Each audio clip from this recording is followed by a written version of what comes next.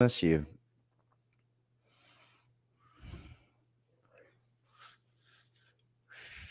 Oh, we're live. People miss you, man. You sure you don't want to get in on this? All right, I think we're live. I think we're rolling.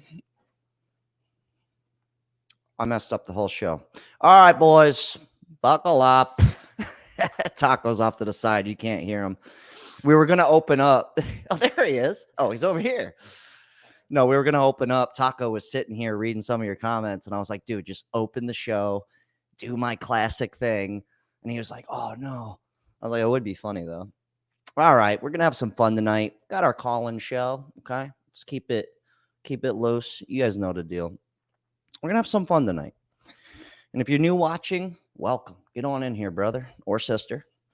I'll put the link out in a bit. If you're new here, I let anybody call in. It's very easy to do. And we'll get to that in a little bit. Get through some of your comments, and then we'll really get cooking. All right, haircut looks fine. I know the haircut thing. I was just making fun of myself. I know that I look better with longer hair, or at least in my opinion. So whenever I do this, I always go, oh, what did I do to myself? And then everyone gives me shit and says, they go, oh, your hair looks great. Like this. Look at this one. Your hair looks good. Now let me call in. El Mayo. You can call in a bit. I'm going to put the link out in like 5-10 minutes. See, hair looks fine. Yeah, everyone, you guys are being really nice about the hair thing. It's cool. You're still the dollar store Christian Slater. Oh, thank you so much. I'll take that. Oh, this one was funny. Sonata Systems goes, want 3 commas in your bank account? Easy. Go bald, get yourself jacked, and start your own business empire. I thought that was funny. Yeah, a lot of bald guys are super successful. Not always.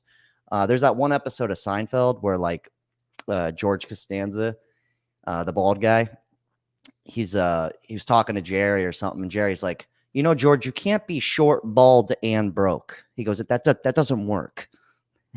I always thought that was so funny. Anyways, a little Osh, buckle up, Maria, Maria. Get ready to see how bad haircuts can be. Just use scissors, boys. Yeah, I usually cut my own hair, but I was lazy that day. Jim B, what's up, brother? He goes, let's have some fun. Keep it light, keep it loose, take a hit. Just kidding. That's for me. Yeah, man. Glad to see everybody in here. What's up, Maggie? How you doing? Stomp the Elites. What's up, brother? All right. We'll get through some of these real fast, and then I'm going to put the link out, and you guys can call in. So I put a couple of topics that I wanted to talk about: self-sabotage, relationships, addiction. But you guys can talk about any topic you want to bring up. You can bring it up. That's just stuff I kind of want to talk about. This guy goes, so broke, I can't even afford a sex robot. Yeah, what's with these sex robots? Is that real? I don't know, man. I guess you can't knock it till you try it. You know what I mean? Hair looks fantastic. See the question mark on that? I don't know. Take a hit. Again with the sex robots. What's with this? Oh yeah, the welfare video. He goes, the cockroaches in my house are on welfare. I know that was like kind of a touchy, like I felt like, ooh, should I put this video out? I almost like just didn't post it. I was like, fuck it. It's real. I don't care. And I think it's necessary. The welfare stuff. I think it is important, especially for like elderly people. I just hate when people milk it. You know what I mean? Like to paint you a picture, I forgot to say this. So my dad, severe dementia. He's actually in a government home for assisted living. So I forgot to mention that because my parent is on a welfare program, basically. But the problem is like it took 1.5 years to get in, and that's only because he was really bad and he had Social Security money. But it would have took probably 5 to 10 years. That was the wait list. So the more and more people milk it, all the people who really need it, good luck. Anyways, got that out of the way. And sorry if I offended anybody in that video, but it's the truth. Oh, El Capitan with the $49.99. He sent 2 for $100. Jesus Christ, I didn't even go live yet.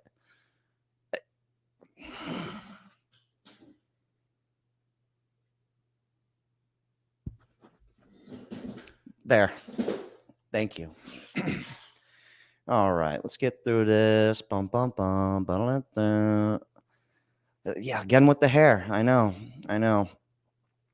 All right, let's put the link out. Whoever wants to get this party rolling, we can get started. Go Yoli Guacamole with $10. Congratulations on 60K subscribers. Thank you. I appreciate everybody being here. It really does. I'm blown away. Actually, I like a lot of times I don't even believe it. I'll like look at the phone, you know, like everyone does, and I go, wow. You know, I'm just kind of like sometimes I exit out of the app and I open it again just to make sure I'm not tripping. Because I'm gonna be real with you. You know, I get a lot of people asking me for YouTube advice and stuff, and they just think that this happened for me. It's just like no problem, just like I just got it like that. And the truth is it took me forever. And there was a point in time. There was a point in time where, like right now, we got 500 people watching. I would have never believed you that this would have been a thing. I would have been happy with 500 views. Put it that way. I remember there's a time where I used to get like 10 views and 1 dislike. Not even kidding. What's up, Zach? How you doing, man? Loser. Hey, you know what? I'm glad you guys are picking up on some of the lingo, man. Keep it in your back pocket, okay? You never know when you're going to need it. All right, I'm going to put the link out. We'll get this party started. Ba-da-dee. So I guess I'll start out. It is my show, so it's kind of my job. But I was talking about the self-sabotage thing with somebody recently because for such a long time in my life, addiction comes into this too. It was like I would just always get in my own way. Always. I know. And the addiction has to do with this. So like anytime something would start to be working or things are going good, I would do this thing where I'd get really comfortable and I'd start smoking weed. I'd start going out. You know, I'm starting to smoke cigarettes again. And every time I would do that, it would go good. And then all of a sudden it was like I'd go backwards every single time. And I bring this up because after I just got out of this relationship, as you guys know, I only cried about it 20 times. But that was like almost 2 months ago now or something. And I haven't been honest with you guys. I've been blazing bogeys. I was smoking cigarettes like a chimney. Yeah. Just I'm only hurting myself. That's the funniest part. But it's been over a week now. I quit. And it's just funny because it's like I don't need it. I'm still hooked on the vape. I will defeat the vape. But another thing too, like the past month, I've been smoking weed every night. Not every night, but most nights. And I'm sitting here going, I'm like, didn't I learn this lesson before? So I got a grip on it. I'm handling it. But this is the type of shit, the behavior that I would do, and it would always be the same outcome. So now I'm like, whoa. I'm like, back up, chill out, do not take a hit tonight. I'm not saying I'm not trying to enjoy my life, but yeah. So I've been skateboarding a lot more. I'm back in the gym. I played golf today. I know. 18 holes. I had a great time. Terrible idea. I'm exhausted. I'm fine. I popped in the shower, but anyways, I'm going to shut up and we will talk more about the self-sabotage and addiction throughout this show. But yeah, just kind of something I was just, you know yourself, you know? I know me the best. And it's just funny because it's like, if I can't be honest with myself, how can I be honest with you? You know? Yeah, it's classic. This guy goes, feel like you were famous in the 90s or something, bruh. El Mayo. Thought you were an actor or already famous when you started this channel. No, far from it. Yeah. Well, actually, no, I was popular in the skateboard community. So I did have that going for me, but not like big time. You know, I had like 2,000 followers, you know, on Instagram. But yeah, anyways, cool. I'm going to put the link in the, for all the new people watching, I'm going to put the link in the chat. I'm going to drop it again. And if you want to call in, all you need is your phone. Click on the link. It'll ask you a couple questions and boom, boom, you're in. All right. Okay. I'll leave that one for a second. All right. Who do we got up? Or Matt, we're gonna do you first. So don't fuck it up. I'm just kidding. All right. We got Matt coming in hot. Matt, can you hear me, brother? Yeah, Jack, can you hear me, man? Loud and clear, man. So how old are you and where are you calling from? I'm 25 and I'm calling from Connecticut. Oh, the Connecticut Bandit. You know, So, these kids, these dudes back when I was like 18, 19, from Connecticut, and I was at a gas station one day, and these dudes were like, "Hey, man, you know where we can get some weed from?" And I was like, "You're talking to the guy." But but for like 5 years, I stayed in contact with these dudes until I stopped selling weed. And then they had nothing that they didn't want anything to do with me anymore. But I think about them from time to time. I always go, "What happened to those guys?" You know, like call them, just be like, "Hey, man, it was House Connect." Yeah. So Matt, talk to me. What's going on upstairs? What's on your mind tonight, brother? well, my guy, I had a couple of things and I saw you put a couple of topics in there about the relationships and the self sabotage and all that good stuff. Oh yeah. Oh, dude. um, yeah, Where do we start? fucking right. So actually, recently, um, there was a chick at work, and I know don't eat where you shit, right? But there's a Sometimes you have to though. yeah. There's this chick at work, and she's like drop dead gorgeous. And I started talking her up a little bit, and I was, and I thought after a hot minute, I'd put myself eventually in the friend zone. I was like, ah, fuck, so I kind of let it go, you Typical. know, Typical. typical shit, Yep. and let that shit go, and eventually come to find out that she was into it, Oh, the and whole time she was the into it? whole time, Oh, so I you took yourself, you got in your own way. dude, I got in my Classic. own fucking way. Classic, love it. You got it. Take a hit. I will. Um, No, I'm just kidding. but yeah, dude, and So what's the deal now? Are you guys playing the hokey pokey and letting it all hang out, or what's going on? no, actually, it was kind of a good time for me to think about it a little bit, and I know you said yourself in a past video you're like a serial monogamous kind of guy, It's funny and you said that because I don't remember saying serial monogamy, but I've been working on a dating video I want to release next week. And a guy that I found a clip from was talking about serial monogamy. And I was like, oh, I was like, I am that. Not that I want to be, I'd rather just, I found a good one and I was like, cool, that's it for me. But unfortunately, now I'm going to have to go back into the serial monogamy game, I guess, because I'm not. Anyways, keep going. Keep going. oh yeah, no, and I was just saying that at the time I was like I'm ready to get into another thing with somebody else, and I think it had after a couple of relationships kind of back to back, I had realized I was like, I gotta take a hot minute. I gotta sit down, chill out, take some time for myself, readjust a little bit, kind of get back to me. Because, after being in the relationship for a while, if you give too much yourself, you kind of lose your sense of self a little bit. You know? Here's something I think I totally understand what you're saying. So I have a couple people in my life, right? That are they can't go without ass. They can't go without it. Mm, It doesn't matter if they're dating the person or if they're just hooking up. Like their self-worth is based on when the last time I got laid was. mm. So, for me, I could go 6 months, a year. I've Yeah, done it yeah. and I'll do it again. I got it like that. I don't have to just fuck the next thing, just because. I just don't have to. I've tried that.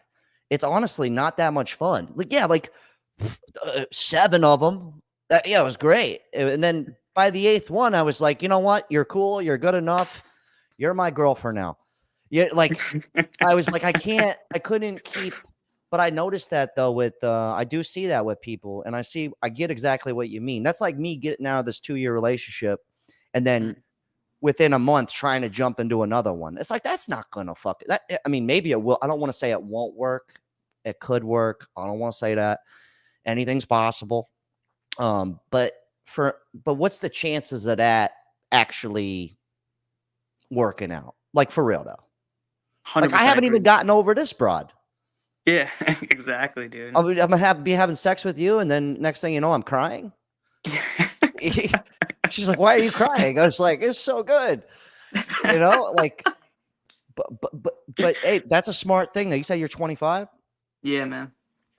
Yeah, man. You got way more time than me. Um, I'm like almost 10 years older than you. But I get you though. I totally get it. I really do. And it's funny because one of my homies, he's one of the I need ass or I'm not worthy guy. Yeah, yeah. Um, he was like, bro, you popping YouTuber now, dude. Like you should. Yeah, and I'm sitting here like, and what are you talking about? What do I just walk up to a girl and go, hey babe, look at my stats? Like what? I'm like, what do you might get on a dating app and Yeah. go, hey, I live in a townhome, I own a Ford Fusion, and I have a pretty remotely successful YouTube channel. I'm the shit. You know what I mean? Like just to get laid. I'm like, do you not know me by now? Like I don't want to just go have sex just to have sex. I mean, don't get me wrong. If someone's begging for it and I'm into it, I'll see what's up. Yeah. But I'm not gonna like just go out of my way and but it's crippling. It is. I see it with people. It's like you spend so much time trying to find a temporary partner or a relationship. The amount of time you put into that, it's like I don't get it personally. I don't understand.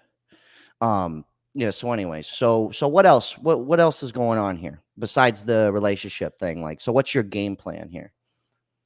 Game plan, honestly, is just to kind of take a break for a bit from the whole dating scene. I think take some time to kind of get back into the gym a little bit and do stuff I enjoy doing, kind of by myself, hang out with my boys. Shit that I kind of was lacking on when I Oh, was on the hunt. guilty, guilty. That's like I just said earlier. I was like, look, I've been back on my skateboard. I got my legs back, guys. I'm out there ripping. All right. I'm gonna be posting some shit too. I've been out there getting it. All right? I'm the Let's old go. guy at the park just showing these kids up. Um, but that feels so good. Like I went golfing today. Something like I probably would have never done, but like it was fun. I didn't go because the golfing. I went because I was going with two friends that the one guy I got to make appointments with him and his wife. It's like she runs the show, so it's kind of impossible to link up. So I was like, whatever, dude. At first it was like bowling. I was like, I'll go bowling with you if that means we spend time together. It's been like all these other things. But this time the golf shit, I actually had fun. I actually had a good time. Nice, man. Yeah, and apparently I did really good. I don't know what a birdie means, but I got two of them. So Sick. I don't know what it means, but apparently it's dope. Um, yeah, man. I think, but yeah, man, we're gonna keep this party moving. Unless you had one other thing to say, the self sabotage or addiction, maybe something like that. But if not, we'll keep it moving. Yeah, no, definitely. I appreciate the time, Jack, and I think honestly, congrats on 60K. You built a pretty awesome community here. I think Oh, everyone here thanks, is man. pretty I owe it to super. I owe it to you guys as well for being here. Absolutely, bro. But yeah, With yeah, that was all I kind of wanted to say. Just happy Sunday. all right, man. Take it easy, brother. Stay your ass in the gym, man. All right, thanks, Jack. Peace, dude. Peace. Yeah, good guy. Good guy. All right. All right. If you guys couldn't get if it wouldn't let you into the queue to call in, there's one more spot available. It fills up at 12 people. So unfortunately, that's how it rolls. All right. Who's next? Who's next? All right. Julie, you're going to be next in about a minute here. This guy, you're an industry plant. I wish. Actually, no, I don't wish that. But if I was, I'd be a lot bigger than this. That's for sure. What's up, Jack? The housing market is trash. Something has to give. Yeah, you know what? I was talking with me and my boy Taco were just discussing that. Not the housing market, but just kind of like my insurance. All my insurance is all going up in July. And I was like, you know what, dude? I was like, I was like, we came up with like kind of a game plan because I was like, yo, fuck all this, bro. Like, because he doesn't have a car, I have two. So I'm just like, look, bro, pay half the insurance and you can fucking take the car whenever you want. He can't take the Cadillac, but he could take the other car. Um, but I'm just kind of like, that's how I'm working it out, man. It's like if you got somebody you could trust, family or a best friend, or if you have a good woman or a good spouse, a good man that you could trust, I feel like that's the best bet, man. Honestly, just shack up. I mean, honestly, that's just kind of how I think it is. What's up, Mark? How you doing? Yeah, see? Thank you, Haley. I prefer the long hair too. Unreal. I mean, it's not like I'm like, I'm not dating myself here, so I guess that doesn't really matter. But I do like the, I like it a little crazy, man. This person goes, I have a fear of success. Yeah, actually, I had, that was like the self-sabotage thing too. Like when I first started this endeavor, like 2017, trying to do this stuff here, the internet shit, um, it was working. And what did I do? I gave up, but it was working. And I think that was almost, I feel like I purposely did that, like subconsciously, maybe. It was like I purposely ruined it for myself. Even with skateboarding, I remember I got like my first sponsorship offer from this place called Shred Shed, which was like a big deal. Like if you got on this place called Shred Shed, that meant you were like going in the right direction. And I was like 22 when this happened. And when you're 22, if you haven't made it in skating, it can kind of feel impossible. But I got an offer from the owner of the place to be on the team. You know what I told this guy? I literally said, you know what? You should give it to Jeremy White. He deserves it more. I know. I just had to get the fuck out of my way. But the fear of success, that's a real thing, man. I thought about that too. Like when this started working out, I get a lot of people say congrats and all that. And I'm like, yes, I know. I'm totally stoked. But at the same time, I'm like, I have to maintain this, for years, for a long time. Like this isn't like some shit, or maybe I don't know, but I don't think you just come into this, do it for 2 years, get rich, and then you're done. Unless I'm not playing the game correctly. But that is something too. Like I don't trip about it. Like if I have those negative thoughts, I just push them away. And I'm like, nah, just keep showing up. Not every day is going to be the best. Not every live stream is going to be the tits. Not every video is going to be the one. So I have to remind myself all the time. But that's a real thing, man. It really is. It's scary because once you do make it, you got to maintain it. And it's hard shit, man. It's hard. It's hard. This dude's moving to Europe. What's my thoughts? Honestly, I got to go check out Europe, man. And then I'll tell you my thoughts. But I get it. All right, Julie, you're up, Buttercup. She's coming in. Hi. All right, Julie. Can Yes. you hear me? Can you hear me? Yes, I can hear you. All right, perfect. So, Julie, if you don't mind, how old are you and where are you calling from?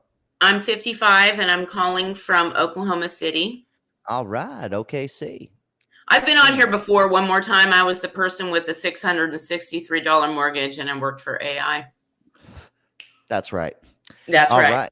That's right, baby. Julie's back. That's right.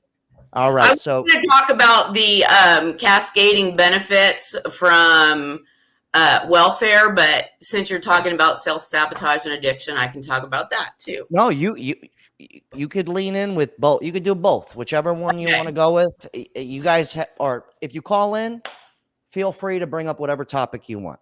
Okay. Well, the welfare benefits, once you get food stamps, you get a whole bunch of other ones. You can apply for energy assistance.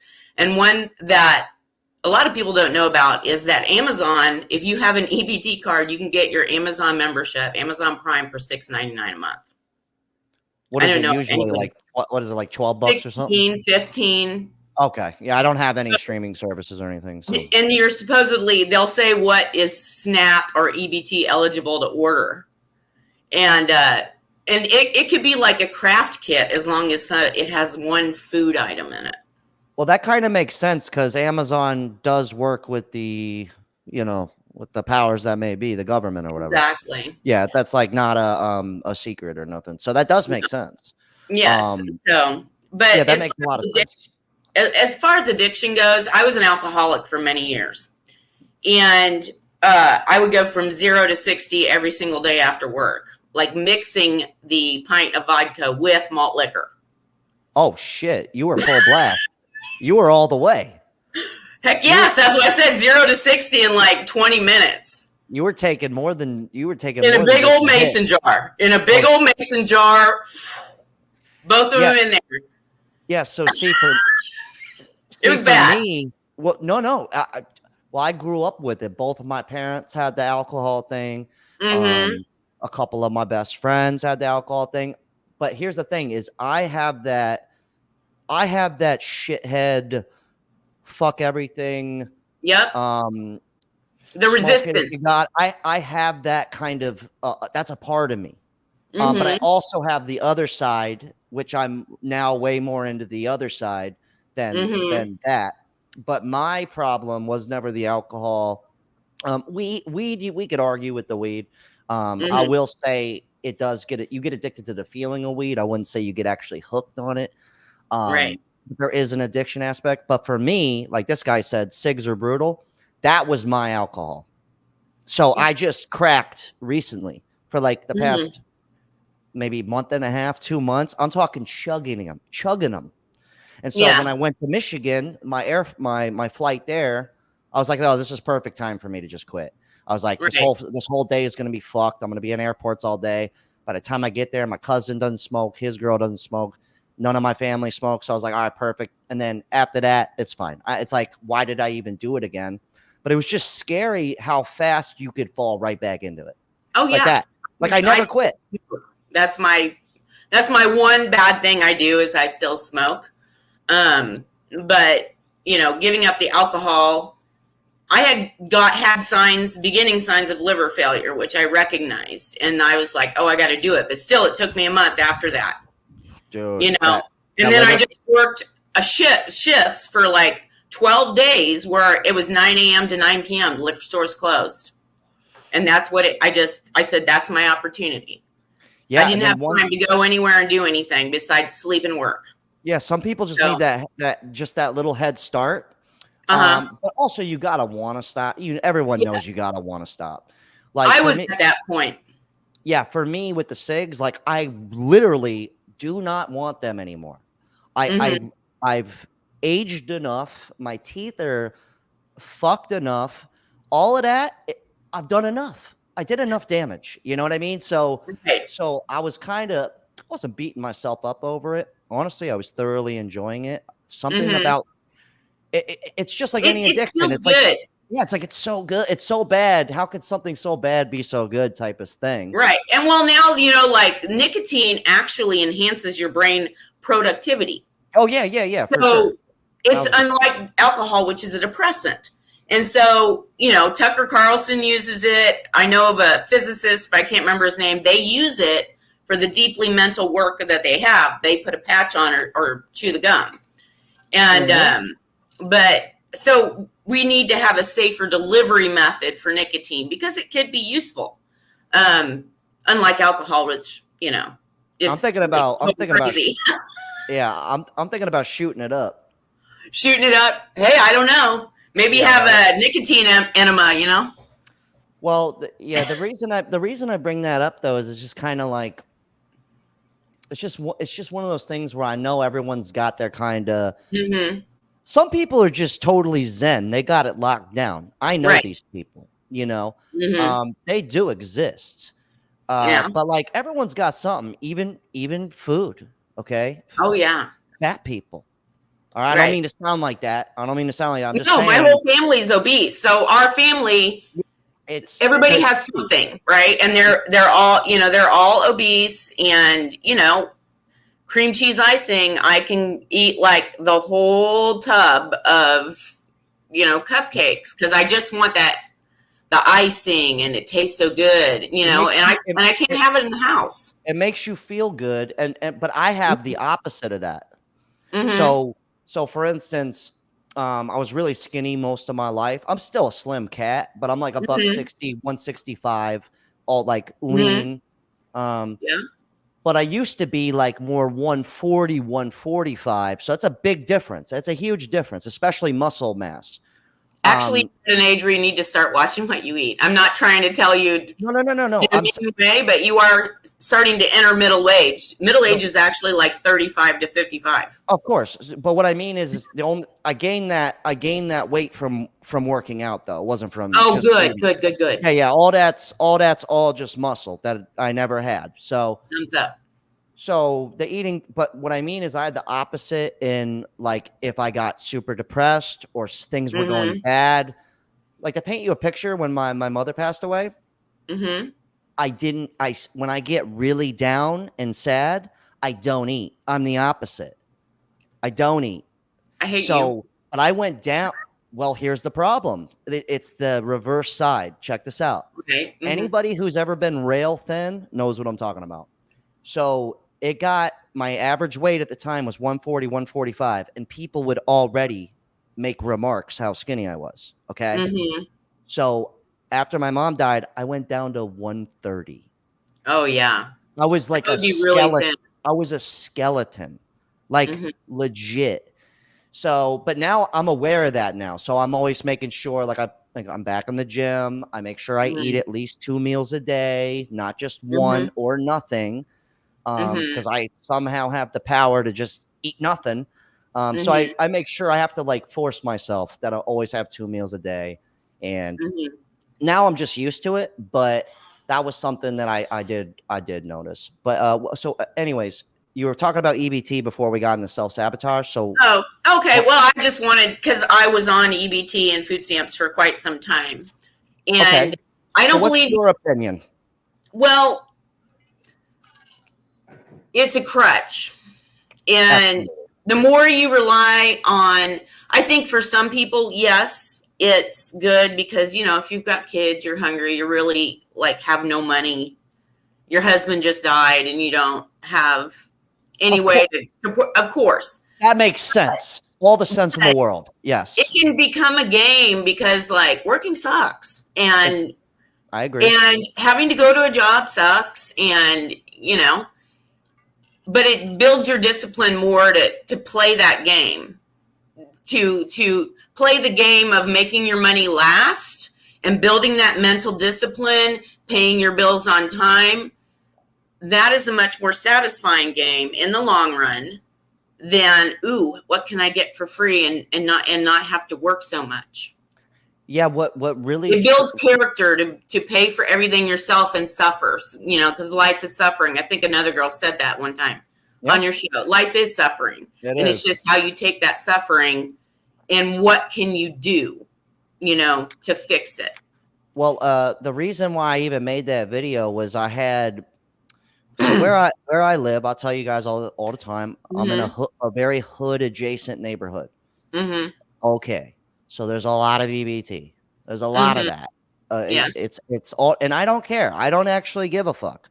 But what triggered me to do that video, other than me having to get my dad all this stuff, which was almost impossible, because of people abusing the system, it makes people who really need it way harder to get it, because now every 3 months, 6 months, you have to prove to them some shit because of this. But this is what sparked it, though, was the final straw for me was at my grocery store. The motherfucker in Gucci slides, which I really don't care. Get it how you live. All good. But, bro, when you're wearing Gucci slides and you fresh as fuck and you paying with EBT, I kind of got an issue with that. I'm not going to sit there and fight the guy or nothing. I'm not going to say shit to him. But that's what sparked the whole thing for me. I was like, I'm doing a video. I'm doing a video on it. And I forgot to say that line. And I was like, fuck, I forgot. Like, that was the whole thing that started this for me. But that's not the first time I've seen this. This happens a lot. And usually I usually don't care. But once you see it like 20 times and it's not the same person, you kind of like, all right. I'm kind of like, is anybody else not seeing this? You know what I mean? Right. Well, like when I've had food stamps, like I don't buy any clothes and I see people way nicer than me and I'm wearing like old rags that I got from the thrift store 2 years ago that are starting to look pilled and they're you know, they've got the same card as me, yet they have all nice jewelry, earrings, hair, nails, makeup, and I'm just looking like, you know, Raggedy Ann over here. You know, it Yeah. kind of irritated me. And, No, and then I'm thinking, well, maybe I'm just not being hoe enough to get me a sugar daddy. And yeah, that's you're my not. problem. I'm too resistant to getting myself a sugar daddy. You were drinking at the wrong bars. That's your problem. I was drinking at the wrong bars. You- That's just it. I actually thought of a funny name for a dive bar. I call it Yes. the dirty jalapeno. I'd Oh eat there. God. I'd drink there. Yes. The But dirty that's- jalapeno. But that is something though that just kind of one last thing, and we're keep this party moving. We got a bunch of people in the queue. But one of my like ex girlfriends, this was the chick who I said in the video, who EBT. Mm-hmm. At the time, they were giving out those like stipends if you didn't have a job during COVID. Mm-hmm. I didn't receive any of that because I was fortunate enough to have work during COVID. Me too. So I didn't, even though my accountant said I could have still got that. And I was like, bro, it's fine. Like, I really don't care.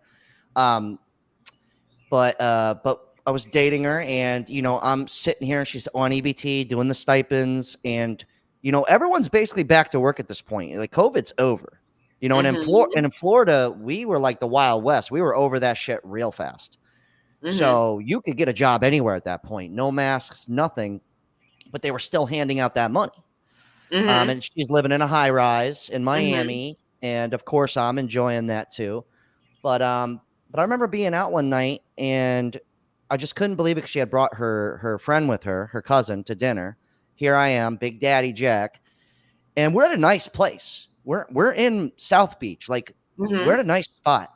You know, this dinner's going to run $300.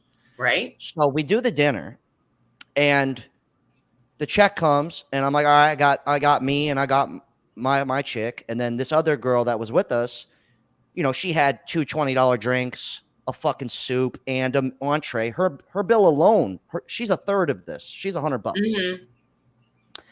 And I was like, oh, so I'm not gonna say her name, but I was like, hey, Jessica, let's just call her. I was like, Jessica, that's $100 plus tip for your end. And so my girlfriend looks at me and she goes, you know, we both don't have jobs right now. I said,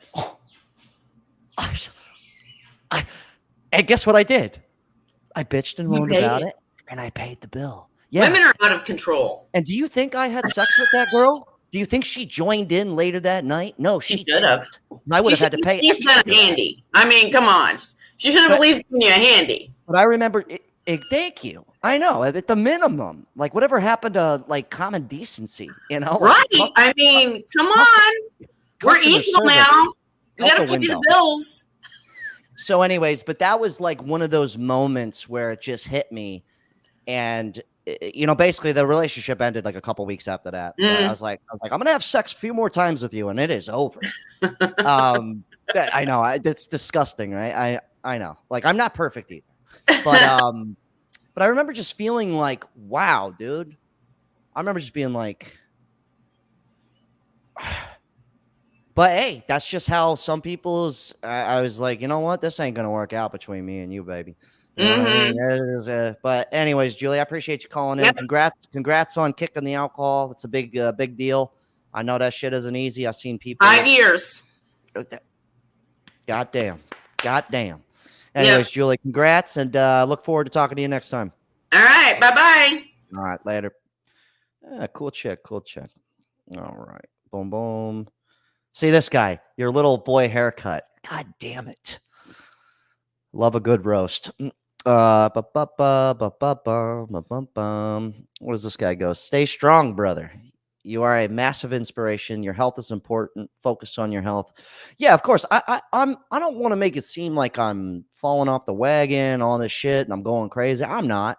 I'm chilling. Okay. It's mostly water. I might have a ginger ale here and there, maybe a coffee. You know, I eat well. I don't do fast food. I don't do any of that crap. I mean, I did have some Doritos the other day, though. I forgot how good Doritos were. Boy, be careful with those shits. I'm serious. No, I mean, I'm doing great. we could beat ourselves up. I just couldn't believe, like, you quit something, it's in your past, and all of a sudden you're smoking, you're just chugging them. It's like it never, it's always been there. It's just like you did nothing about it. So that's just something where I was like, okay, I noticed the pattern here. Like, I got to tighten the fuck up. So this guy Haley goes, the welfare vid was great. Finally, someone saying what everyone thinks. Yeah, I didn't want to seem like a dickhead because I do think it's important. I really do. I really do. I think it's important. Like, if shit hit the fan and I really needed unemployment and free food for a few months till I got back on my feet, I would hope I could get that easily. Like, but to do it for 5 years, that's a bit much. Anyways, let's keep it moving. Who's going to be next here? All right. Who's in here? All right, we're going to do Derek next. And then after Derek, we're going to do Lulu. And then I see everybody waiting. I see you guys in there. Be patient. Yeah, I didn't want to seem like an asshole with the welfare stuff, but honestly, I just saw one too many people pulling up in their Benz paying with EBT. Just one too many. And I didn't even bring that stuff up. I'm bringing it up now, but I didn't want to go off, I guess. This guy goes, I was a secret smoker after quitting for 16 years. I started sneaking them, but I quit again, and I'm over a year and a half again. I was hiding it, too. This last, month and a half, 2 months, I'm hiding it. I know. It's like people can smell you. You know what I'm saying? But okay, I was hiding it from, you guys and the public, but I was just in the house, blazing in the crib. Just fuck it. And like my boy Taco, he hasn't smoked cigarettes in years. And since I'm walking around the house smoking, after about a week, next thing you know, he's asking me for one. And I was like, damn it, dude. I was like, now I'm the bad influence. So I gave it up. It's all good. It's done. I'm moving on. I don't need the cigarettes anymore. He goes, where's the chicks at? I don't know. They're not here. What does this guy say? Jack, have you ever been dabbed? I don't know what that means. So no, or maybe I have. All right, let's keep this party moving. What's up, Alberto? How you doing, man? All right, let me see. See if you guys got any good comments in here. I feel like I'm neglecting you guys. All right, Derek, you're next. About 30 seconds. I'm popping you in, bro. Ford Fusions, Ford Fusions are awesome. If you can get yourself like a 2016 to 2020 Ford Fusion, money. It's a great car. Take her on a date to Applebee's. Classic. All right, you know what? I can't find any good comments. Here we go. Derek, you're coming on, brother. Bonjour, bonjour. How's it going? Yeah, Out here in France. And yeah, Jack, how you doing, brother, man? Bonjour, my Yeah, man. Wait, are you actually in France right now? Yeah. Holy shit. Originally from California. Lived out here for 14 years. I'm 40 years old. Yeah. God damn, boy. Yeah, man. All right. That's cool, man. So how old are you? And obviously you're in France. So, but I was how born old are in 83, mon ami. So that makes me 40. Oh, the boy got the singing. Yo, he's coming through tonight. Damn, I was going to say, Derek, don't mess this up, but you got it, brother. I knew this. I'm true to this. So, yeah. Oh, he's good. I like him already. All right. Cheers. So Derek, talk to me. What's on your mind tonight, brother? Well, yeah, I was just listening and yeah, I've tuned into your stuff here and there for a couple months. And I like how you go over a lot of the stuff that, everyday people go through and stuff. And I'm living it. Me being out here in France, it's hard for me to relate sometimes because I'm so out of touch. I've actually had a stint of a year and a half back in the States for last year, 2023, 2022. And I was so out of place. I had a girlfriend I was supposed to go to and be with in Canada. She's from there. I got denied at the border because of some bullshit, I sold weed back in 2003 or some shit like that. Yeah, you're a terrible person. Yeah. Yeah, dude, I'm a threat to national security over there, up north, No, it's funny because back then that was you may as well have killed somebody. That's like for real. Because nowadays it's like a slap on the wrist. It's like nothing. It's not even a slap on the wrist. The cops are like this. Like, yeah. Like Even the it's Royal Mounted Police, shit. exactly. So so fill us in. So like in France, you guys aren't experiencing like everything just seems pretty like even keel, or like what's the difference you're seeing here? All right, so the whole male female dynamic, the dating scene, it's not the same at all. Like there's like different tendencies and traditions that they kind of stick onto a little bit more. But geez, like hearing all this stuff, like the expectations of the women, and yeah, just hearing you say like you had to pick up the bill of like what was the tab, 300 bones for It that was shit around 300, and of course I tip like an only. ass. I tip like an asshole, so it's $400 check. All right, yeah. So check it. Like, and I heard some of your videos before. Like, I can totally relate because I've done bartending and serving for 15 fucking years in California, in Washington D.C., in Oh, Paris, in the south of bartending. France, in Wow, La Bretagne, damn, you bartended on the everywhere. west coast side of things. That's Yeah. awesome. So in France, they don't tip at all. It's a different thing. Like yeah, that people might leave a couple euros or keep the change type of thing, or drop a fiver. €5 that would and that's pretty much what $6 right now if you put the math together. Yeah. But yeah, so I don't know, like maybe I've had a different I've been on podcasts and stuff for a number of years. I've done a lot of stuff. I mixed conscious hip-hop and just I've been married with a French woman. That's why I was here. So I kind of skipped out on the whole dating dynamic throughout most of my life. I got divorced before the dawning of the Rona, if you will. I was gonna say. And I was just gonna ask if you guys were still together. yeah, no, but I'm with another woman right now, and she took me, like plucked me out of the when I was serving at a restaurant last summer. Actually, she's 53 years old, 13 years older than me. She has 3 kids, body like a supermodel, like someone in their 30s. She's been a midwife at a job. She's delivered 9,000 babies in her life throughout God. her career. Yeah. Damn. And she had to get out of the medical thing because of some stuff, but she does acupuncture and stuff. But yeah, she's not my sugar mama, but at the same time, it's like I've had numerous experience, not with her, but in the past, of just I have a way of going about reality and tuning into the the hermetica, the science of life, if you will, just the law of attraction, cause Mhm. and effect, vibration, rhythm, all these things, mentalism, because it all starts with your state of mind. Oh, of So course. when you're able to wield these things and just be in alignment with your true authentic self, it just magnifies out there, and you're able to attract that likeness. And for whatever reason, I've radiated some energies, and women have just been like, "Hey, what's up?" kind of thing. And like, I don't even do much. I've been able to have a cool relationship with this woman. There's no issues and stuff. We laugh it up and we make wonderful love. I don't like to call it, we're having sex all the time. I make love, like from that heart-based intelligence type of shit, All so right.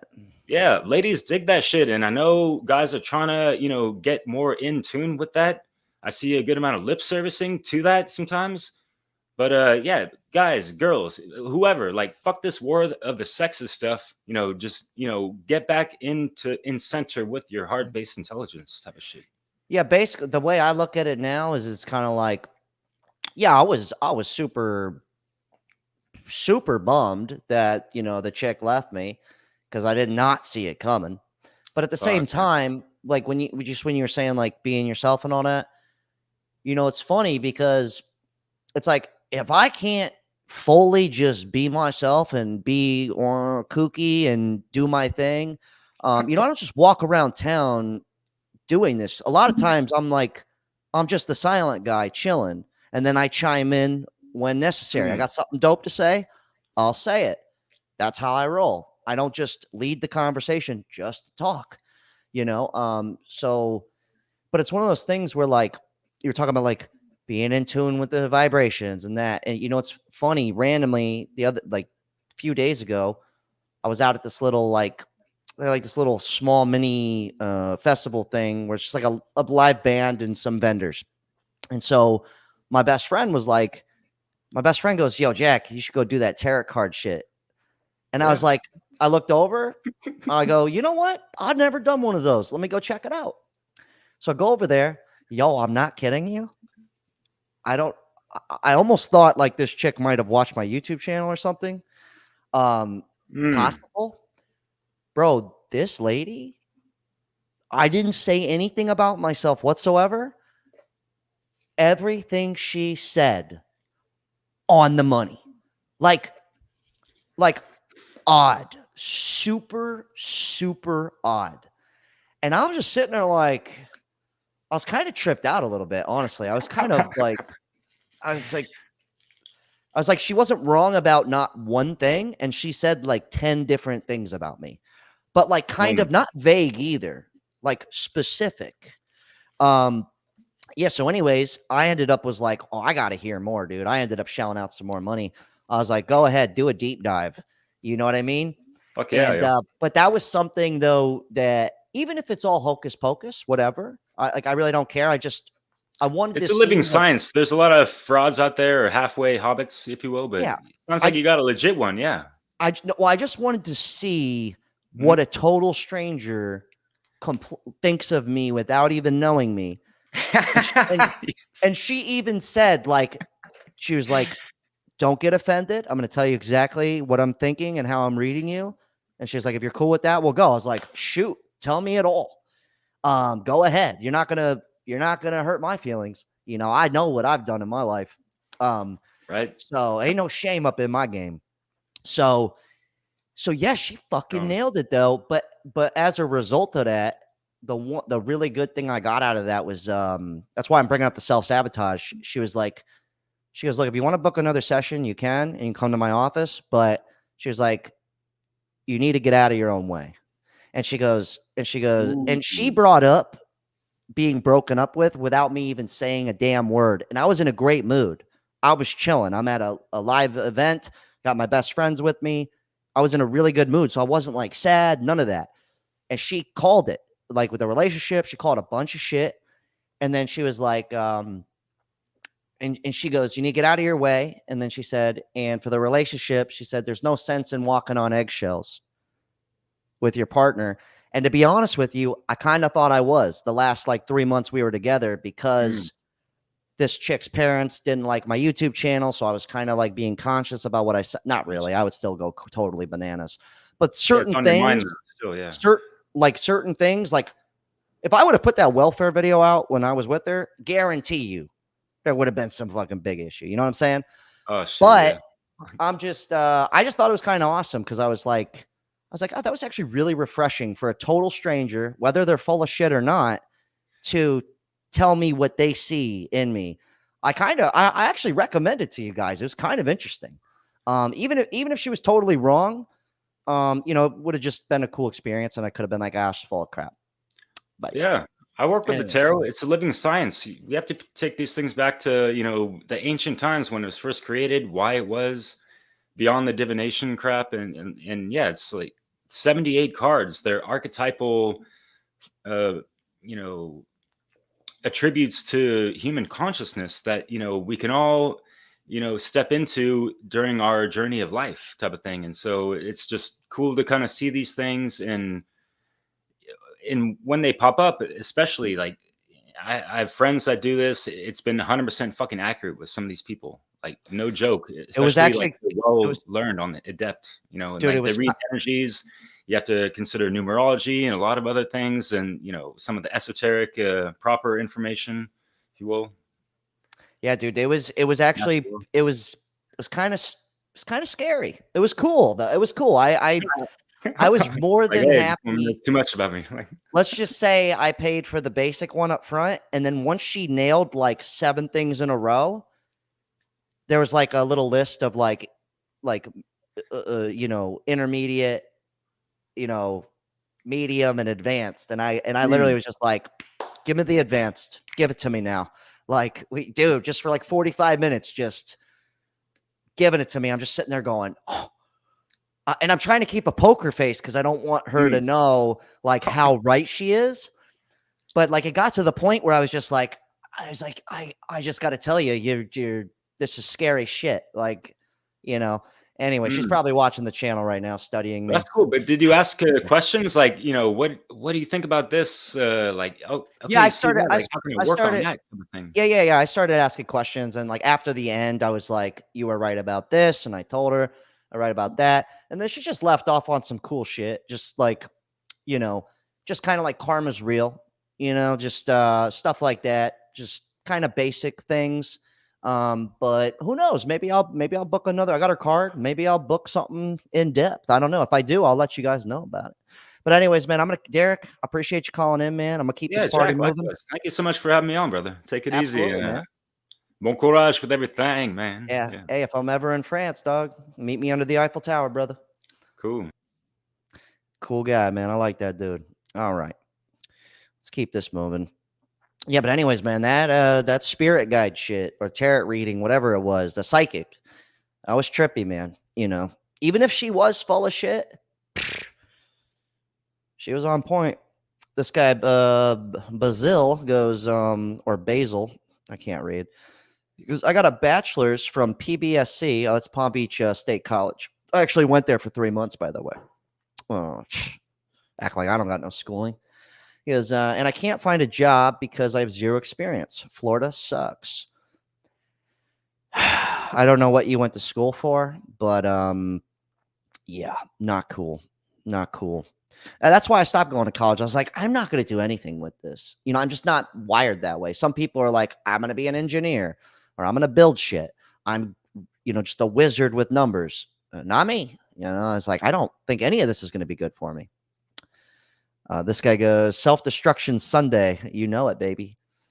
Alberto goes, I bought a red leather jacket because of you. LOL. Thought of you, homie. That's awesome, man. That's awesome. This person goes, Jack, would you date Asian or black? Yes. I have actually dated a couple black chicks. And I have been with a couple Asians. I didn't date them, but there was this really cool Asian that I was working with, but she had a boyfriend. I had a girlfriend. But I remember thinking to myself, I was like, oh, she's really cool. Like I could, like you just know when you can hook up, you get with someone and you got like a really good chemistry. So after the breakup, over the weekend, we were joking around. We were watching Wedding Crashers. And my first Asian, I was like, oh, I was like, that Asian chick. I was like, I should hit her up. This is such a dick, such an asshole move. Listen to this one. I didn't mean to, though. Like, I just wasn't thinking when I said this. And I figured she got my humor and stuff. So I hit her up and we are talking back and forth, just going back and forth on Instagram.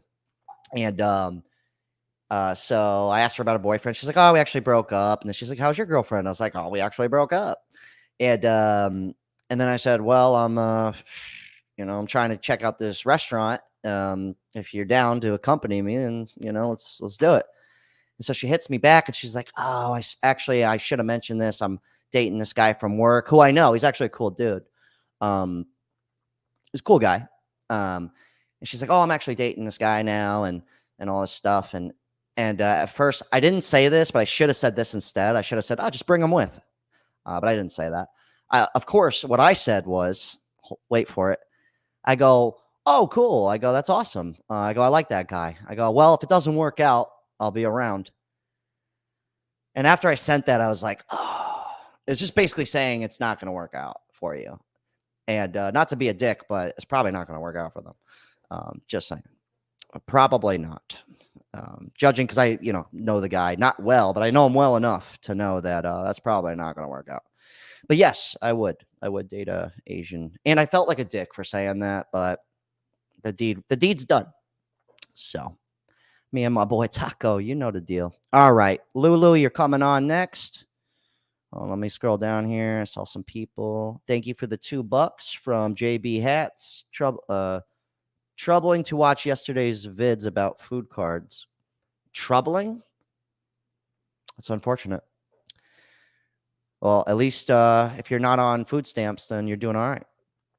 Or if you are on food stamps, then it might have rubbed you the wrong way. And I don't hate anybody for having food stamps. If you need it, you need it. But if you had it for 10 years, then you know how I feel about you. Sorry. It's cool. Like it's okay. It's people. Some people don't like me either. It's really quite all right. All right, hold on. Lulu, you're next. Just give me a moment. I saw some people donated some stuff. Jesus Christ. Going. All right, we got $2 from Viral for Life. Stay ruthless. Give dating advice to young men. Yeah, I'm trying to get dating advice my goddamn self. We're trying to work through this together. Bum bum bum bum bum bum. All right, we got $5 from Light Skier. He goes, just picked up a second full-time job, 5 hours of sleep a day. Oh, that's rough. He goes, trying to stack up, pack up, and flee to states somewhere cheaper. Yeah, I think you and a lot of people, man. I wish you the best with that. Definitely, whenever you pull that off, definitely call in. Give us I got $5 for hairspray. That's awesome. I actually use this stuff called Murray's. You guys always ask me what I use for my hair. It's an orange can called Murray's. Um, yeah, you can find it at the grocery store. It's pretty cheap, and it's very thick shit though. So it's meant for like afros and stuff. So be careful with it if you do use it. We got $5 from the Slaughtered Sacred Cows. I actually caught this guy on Call Me Shapes channel on the live stream. This guy's got some good shit, man. If you could call in, definitely, I'd like to have you on the show. He had some pretty out there thoughts. I liked it. He goes, "What is the StreamYard address again? Also, these topics serve to explain why I'm not a communist or a capitalist, but rather a transactionalist." Oh. See, I told you this guy's got some. He's got some crazy stuff going up there. The StreamYard stuff, you just click the link to get in, but there's a packed house, so it might be difficult to get on. Your best bet for getting on is to just call in right at 6. That's kind of seems like the move, unfortunately. Might have to add a second live stream in the week or maybe like an extra one a month or something. I'll figure it out. All right, hold on. Okay, Lulu, you're coming on now. I've been dragging way too long here. All right, Lulu, 3, 2, 1, you're on. Hey, what's up? What's up, Buttercup? So, Lulu, how old are you and where are you calling from? I am around 30. I'm calling from New Jersey, actually. All right, New Jersey Bandit. I like it. So, Lulu, what's on your mind tonight? I like that Derek was talking about the tarot, actually. And I like that you're talking about psychics. Yeah, honestly, I've never tried it before. I always thought about, you pass by these places, and I'm sure a lot of people watching have been like, oh, like, that's probably, but then you also have like that feeling too, where it's like, it's probably bullshit, Yeah. At least I did. But I tried it, and I got to say, I was pretty shocked. I was pretty surprised. Yeah. So what's your thoughts on it? Well, the tarot it's interesting if you use the tarot and you use the 11 major arcana cards and minor arcana cards, and you put them in a tree of life. And like he was saying, I think Derek mentioned this, that you can use them both for the progression of the soul on a microcosmic level within yourself with the minor arcana, and then the major arcana can be used for the macrocosmic journey of the soul as a collective. All right, can we break this down like I'm in 5th grade and explain this to me? Not to. I'm just saying. I'm kind of like, whoa, micro. I do believe though that like the whole like getting in your own way and all that stuff. I feel like there's something, at least in me, and not just from the psychic thing. I've been feeling this way for probably the last 4 years, where like you almost feel like things can be going totally great, but it's almost like you're not even happy. But like I feel like it's almost a choice for me to feel that way. Like if that makes any sense. I'm not saying I'm not happy, but yeah, my dad always says you can choose to be happy. I don't know if I agree. Like, yeah, you can choose to be happy, but I feel like but the first, like, I don't know, your first guest, she said that life is suffering, and I disagree with that. I think we put this has to do with the macrocosmic karmic cycle that we go through. I think that if Okay, you're so what is real quick? What is macrocosmic karm? How do you say that? like the first card would be the judgment card at the bottom of the tree. If you Okay, put that makes more sense. Okay. yeah, and like we don't. There's just like this new age stuff. Like don't judge. You can't judge people. Don't judge yourself. But I feel like we need to judge people. Like I'm judgmental. I'll be judgmental of you. I feel Yeah, like of course. yeah. That's on a macrocosmic level. On the microcosmic level, like you were saying, the first card is Wheel of Fortune, and that has to do with the ignorance of yourself. And I feel like you were saying, a lot of people don't know themselves. Maybe Yeah, well, not have enough self-respect. Like we have like too much self-hate and self-loathing going on. well, that's something that I do agree with that, because that's something I've had to kind of like let go of, was like beating myself up as if everyone else is thinking that like I fucked up in my life, right? Did some not so cool things, should I say. And I beat myself up a long time for that, but the truth is I'm the only one doing that to myself. No one else is doing that. So I'm making my own self feel bad. If that makes any sense. Sorry, I have you on mute for a second. Yeah, sorry. There's a street here that's Yeah, loud. we can hear it. Yeah, I've had to, I've definitely had confidence issues in the past as well that I have had to kind of get out of the bed. It's all about your mental cycles and your mental landscape. Like, what are we paying attention to, and how are we spending our time? That like creates our mental landscape. And usually, it's not through a flow or like a pool of water that has substance or that has meaning. Everything has seemed to become like fake in a way, or shallow, and everyone's like stuck in this narcissistic mindset about what they can do for themselves or their outward appearance or how they come across to others, instead of judging people for what actually matters. Yeah, that's something too. Well, I guess I'll just say it anyways. I'll say it in a future video because I was going to say this. But there was like a thing where it's like I felt like I was disposable, if that makes any sense. Like girlfriends, like it's like you can go into a relationship where, like, in my head I'm like, oh, we're together forever and shit, but in most people's minds it's you're just disposable. And then that makes me feel like I'm not good enough. Not just in that aspect of my life, but then it carries on to other aspects. Like, let's say you're working a certain job where there's levels to the job, right? Like, for instance, the restaurant business. If you're a bartender at most restaurants, you're going to make more money than the servers, and then the servers make more money than the hostess, and then the busboys, so on and so forth. So let's say even at work, let's say there's 3 people that seem to get the best shifts, the best this, the best that. So you feel like now you're not good enough. And then on top of that, you can't keep a girlfriend. So now you're not good enough over there. And then over here, you can't seem to go after whatever goal you have. So now you don't feel good enough again. So that's something that, like, I had to deal with and be like, no, I am good enough, just not here or over here. I need to go somewhere else where I'm going to be good enough. If that makes any sense. But I've had that feeling of being like, Yeah. I'm not worth it. If that makes, I don't know, any sense to anybody. Yeah, definitely. That's that's the next step in the tree, is desire to know oneself. And I think we're all, we're consciousness having a human experience, and that's invaluable. We all came down here for a reason, and we're all infinitely valuable and infinitely precious.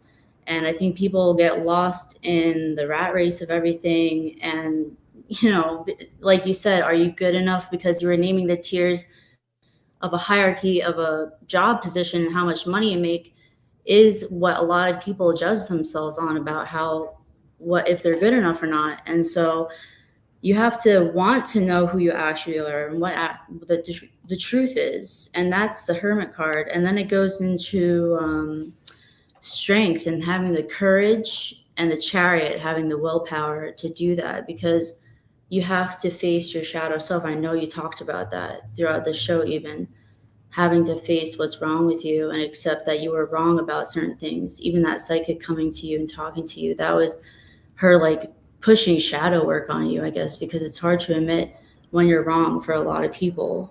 And that is Oh the my God, for absolutely 1000%. Like I'm the first one to be like, I fucked up, my bad. Like whether you forgive me or not, at least I'm gonna say sorry. Like I'm the first guy to be like, oh, I kind of messed up on that one. Um, and I guess that's a good thing. But I feel like back in the day, I would just joke shit off. I would just like, if you guys think I joke a lot now, it used to be really bad. I can at least be serious now. But that was something where it was like, I can't just joke it all off now. It's kind of like, all right, let me fix what I've just done. But anyways, before we get too deep on this, we make a whole show about tarot readings. Did you have anything else you were calling in about besides the spirit guide work? no, I just like I like a lot of the topics you talk about. I like the conspiracy videos. I love the woman hitting the wall videos because, again, I think Derek mentioned this. What was it, him? I forget who, but there are like social engineers who are engineering socially and culturally women to want certain things. And I find it interesting that you highlight it like in an indirect way, and your women hitting the wall in like their 50s, their 40s, even their 30s, and realizing like, whoa, I are my wants my own? Do I actually want this? Or is this from Sex in the City or Sex and the Yeah. City? Yeah. No, but that's the same thing for guys too, though, because I get that a lot where it's like a couple of closer friends of mine, like they really hump and jump. You know what I mean? Like, and so when they look at me, it's like they think that I want exactly that, and I'm like, bro, I don't want that. You get what I mean? Like, I don't know where you got that from, and I don't know where I got how I think from, but this is how how I feel and how I operate with women. Like I'm like one girl kind of guy, Unfortunately, I can't seem to keep one, so I have to change them. But that's not even usually. It's not my choice. I guess I've broken up with like 3 chicks, so I can't. Like I said, I'm not perfect, but yeah, and we all are going to reach a point though. Men hit the wall too. I should probably do a video on that. Like we're all like, I'm 34 and I'm sitting here going like, am I ever gonna, like, because you hear this thing, we're like, oh, men, we have forever, women don't, and I'm like, do I have forever? I don't think I have forever. Like I'm gonna get old one day. Like, is that when I settle down? Just 2 old people being like, well, this is the best we can do. I guess me and you, like, what else are we gonna do? We may as well date. Like, is that kind of, you get what I'm saying? Is that where it's got to go to? It's, I don't know. I guess I'll find out. I don't know. I don't know. I think women definitely under more pressure because they have to have their babies by a certain time. I mean, my uncle's 60. He got a 30-year-old girlfriend, and their child is 5 years old now. So he must be like 63 now. But Damn. yeah. Wow. That's impressive. Yeah. So I think guys, it's not like as big a deal. But I mean, but guys will chase women in terms of what women want, and women typically want someone who they can control in a way. And I think they end up dating these men and then finding out like on a deeper level they don't want to be with someone like that, and so they kind of hit this cycle, and then they end up 30, 40 years old thinking like, oh my gosh, I actually do want to settle down and have kids. And that's why that's why I was bringing up the disposable aspect, because, it's like, I'm not the best looking guy. I'm not the tallest guy. I'm not the buffest guy. I'm not the richest guy. Average Joe, basically, in a sense, if that makes, you know what I mean? I don't have the biggest dick in the jungle. You get what I mean? So, and all these things. So, when I'm with someone and it's like, we have this awesome connection, we're on the same page, we could be ourselves completely. And for me, that's like, it couldn't get better than that. Like, I'm not with you because should be on a magazine cover. You get what I mean? Like, but I feel like sometimes it's like all of a sudden something better's over here, but it only looks to be better. They don't actually know if it's better or not. And that's kind of what I have like the issue with. I'm like, you have friends, right? You have like a best friend or something. I want to have my best friend until one of us dies. Like, why? That's kind of how I look at relationships in general, but with dating, that's how I look at it. I'm like, does no one else see that? I mean, other people do. I mean, they do. Anyways, look, we're dragging this on, Lulu. I'm gonna keep this party moving. I appreciate you calling in, and actually learned some stuff. But till next time, enjoy your night. Bye. Cool girl. All right. Boom, boom. Thanks, Kevo, for the $7. Great show. I appreciate that. I'm having fun, Handsome Hustler. That's a good name. Looks like he's born in 1988, judging by this number here. We got $2 from the handsome man. Lulu just crawled out of a television screen. Classic. All right. Let's keep this moving. Who's next here? Who's next? All right. Who's next? All right. We're going to do Urban Legend. You're next. And then after that, we're going to do Stacking Silver Dave. Hopefully you could teach us a thing or two about commodities here. All right. Slaughtered Sacred Cows. He's always got something. Because that's probably what I'll wind up doing, calling in at 6 p.m. Yeah, definitely call in. I know Shape does his show tonight. Call me Shape. He usually starts around 8.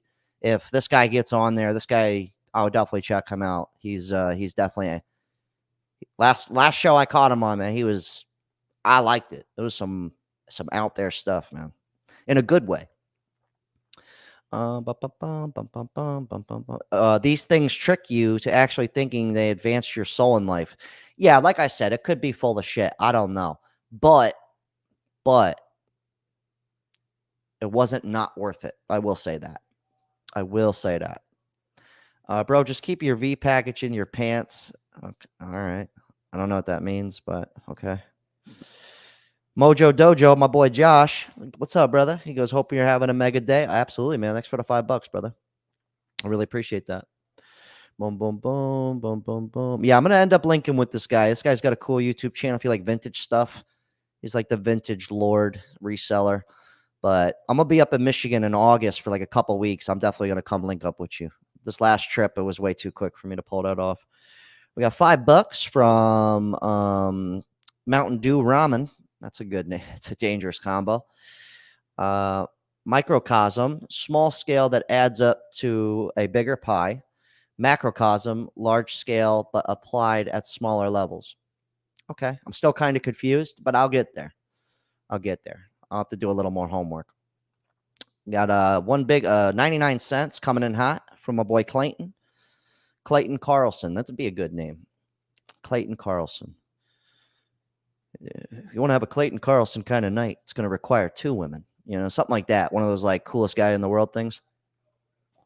We got $2 from Rebel Montana. He goes, appreciate the IG reply about sleeping in the car.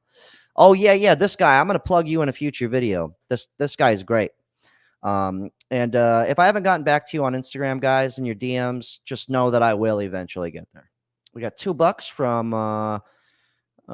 from this dude. Oh, thank you. Appreciate you. You've been here a while. Goes, it's okay not to be the best. Absolutely. 1,000%. All right, let's get who did I say is coming in? Urban Legend, you're coming in, brother.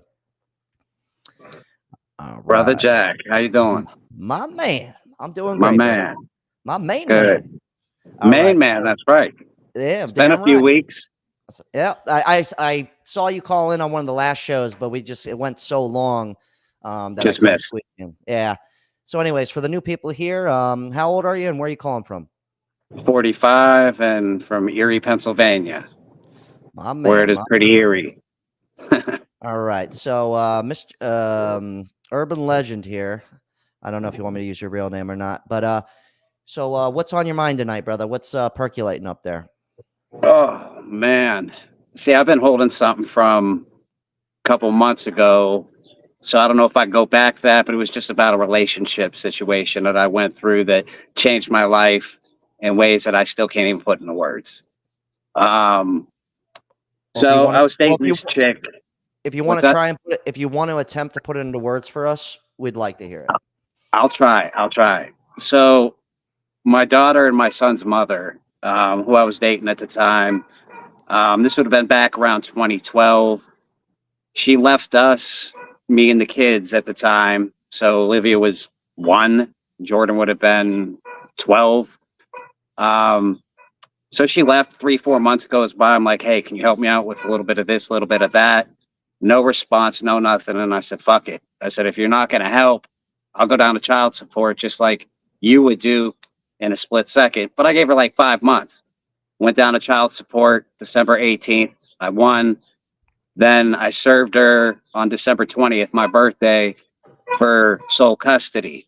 Well, what happened was later that day, on my birthday at 10 o'clock p.m., she stole my profile picture, created a second account using my name, sent herself a message stating that if I couldn't have her and the kids, that I was going to bury them under a tree and I was going to do all this shit. I got 2 bachelor's degrees. First of all, if I showed you this letter, you would know he didn't write that shit. So I got charged with 3 counts of terroristic threats, 3 counts of harassment.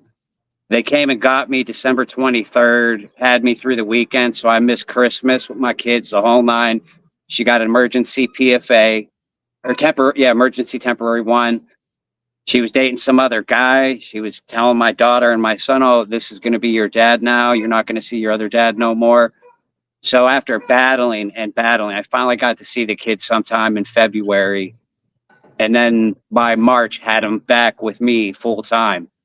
And it took an entire year for this prosecutor here to drop the case. And the only reason they dropped it was probably after they got me to commit $6,000 to 2 different attorneys and, collecting a little bit more money for the Yeah, state, put that is. some money in the system real quick, and then we'll release them. Yeah. So she ended up writing a letter a year after the fact stating, oh, I know it wasn't Mark, and it definitely wasn't him. And then they dropped it. I got a 3-minute video. I wish there was a way I could put it on right now, but I just took a 3-minute video and went on my Facebook, typed it in. You'll see 2 of me. You'll see one account has friends, intro, outro, post, the whole 9. Then you'll see the second account she created. It just had my picture, and that was it. So that was enough for the court system to be like, whoa. Yeah, Hold on. they came right in. They came 6 deep. Right in front of my son at the time. He was 12. He was terrified. He's like, shit, what the hell is this armed goon squad doing in here? So they came in, and officer asked, he goes, well, were you on Facebook today? I said, well, yeah, because it was my birthday. I was saying thanks to all my friends and family that were saying happy birthday, and then immediately grabbed me, cuffed me, and took me. Because of an Instagram post. Fake Facebook. Yeah. Not to laugh, but Jesus. Yeah, exactly. I mean, this is something. I don't mean to laugh, but that's pretty fucked up. Yeah, it is fucked up. Crazy. You know what I mean? I still got to deal with her till this day. You know what I mean? And it's just, you never know what's going to happen. You know what's crazy is like, so my dad had a kid before I was born. Never met the guy. I have a brother out there somewhere. Right. Yeah, he's somewhere out there, but he's like 15 years older than me, I think. Never met him. I have no idea. But the reason why I haven't met him though is because the chick my dad was involved with at the time, he was young. Right. The things we'll do for ass, right? Kind of ignore a lot of stuff. But he ended up getting her pregnant, and he was like, whoa, this was not a good idea because she was like really out there. Like, like she's going to do some shit like that. Like if Facebook existed back then, she would have did worse than that. So anyways, the reason why I never met this guy was my dad tried to stay around, but she was making it impossible for him because not only was she collecting money from him, she wouldn't let him see the kid ever unless there was money involved. So money from the court system. And then also, if you want to see the kid, I need, whatever it was, $100 every time you want to see the kid, which back in 1980, that's pretty, whatever, 75, $100, that's pretty steep. Yeah. I may as well be like Big time. shelling out $700 today. So, Easily. and then on top of that, she had also, so she kind of like let my dad in, all this stuff. And so when my dad had wrote her a couple of checks, so she started forging checks. And so she started cleaning my dad out. So my dad ended up leaving, and he moved from Chicago to Florida. And so he would once in a while try and go back there because he would be like, damn, I really want to see my son, all this. And then it would always be like the same nightmare over and over again. Right. So anyways, years later, I'm like 15 at this point, and this is like where I'm realizing that I have a brother that I never met. So within this time frame where, he's telling me all this stuff, within like that same, hold on, I'm gonna mute you for a second. All right, they got some fucking catwalks going, wheelies or some shit. So within that like month of me asking questions about this guy, we get a call from the guy, from my brother. I know, right? Out of nowhere. And the mom had committed suicide. So it was like this whole thing. And then but since there was so much of an issue and my dad couldn't trust, like, are these people telling the truth? Or they're not telling the truth? My dad ended up sending them, apparently he sent them some money, or he gave him a car, something like that, to help him out. But then we just never heard from him again. But I just couldn't believe that, like, that's how bad something was, that it was like easier because my dad was in my life my whole life. You get what I mean? So it was hard for me to believe that he would have just ditched a kid, like it just, even if he wasn't the best father, it was kind of like, it didn't make sense to me. But yeah, I still haven't met that fucking guy, and I'd really like to see his side of the story, to be honest. But it is crazy the shit you can get into with that. It's kind of nuts. Anyways, back to you, brother. Oh, hold on, I gotta unmute you. How do I unmute you? I'm messing up the whole show. This is great. Mark, see if you can unmute yourself. Or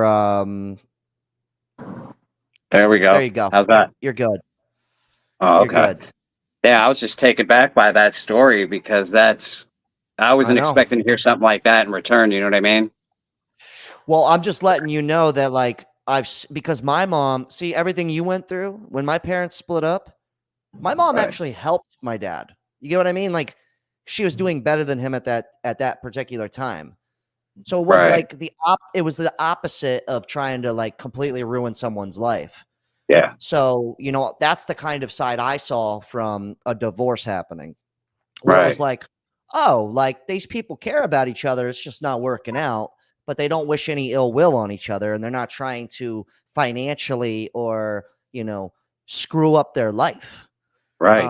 And not even thinking about the kids. That's kind of the crazy part, because I'm wondering how this guy has turned out.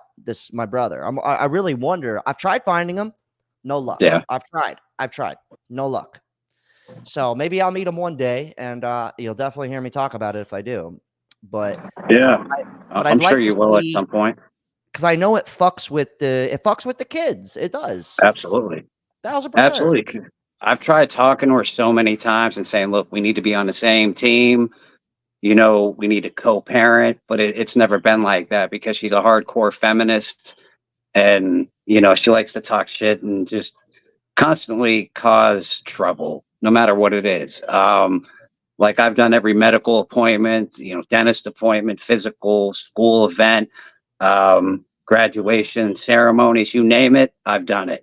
It's been like daddy daycare ever since 2012 or even before that. It's just been constant, nonstop. And it just would have been nice because I never signed up to be the full-time single parent. I didn't have a choice. I had to step up and do the right thing because Yeah, of someone course. else didn't want to.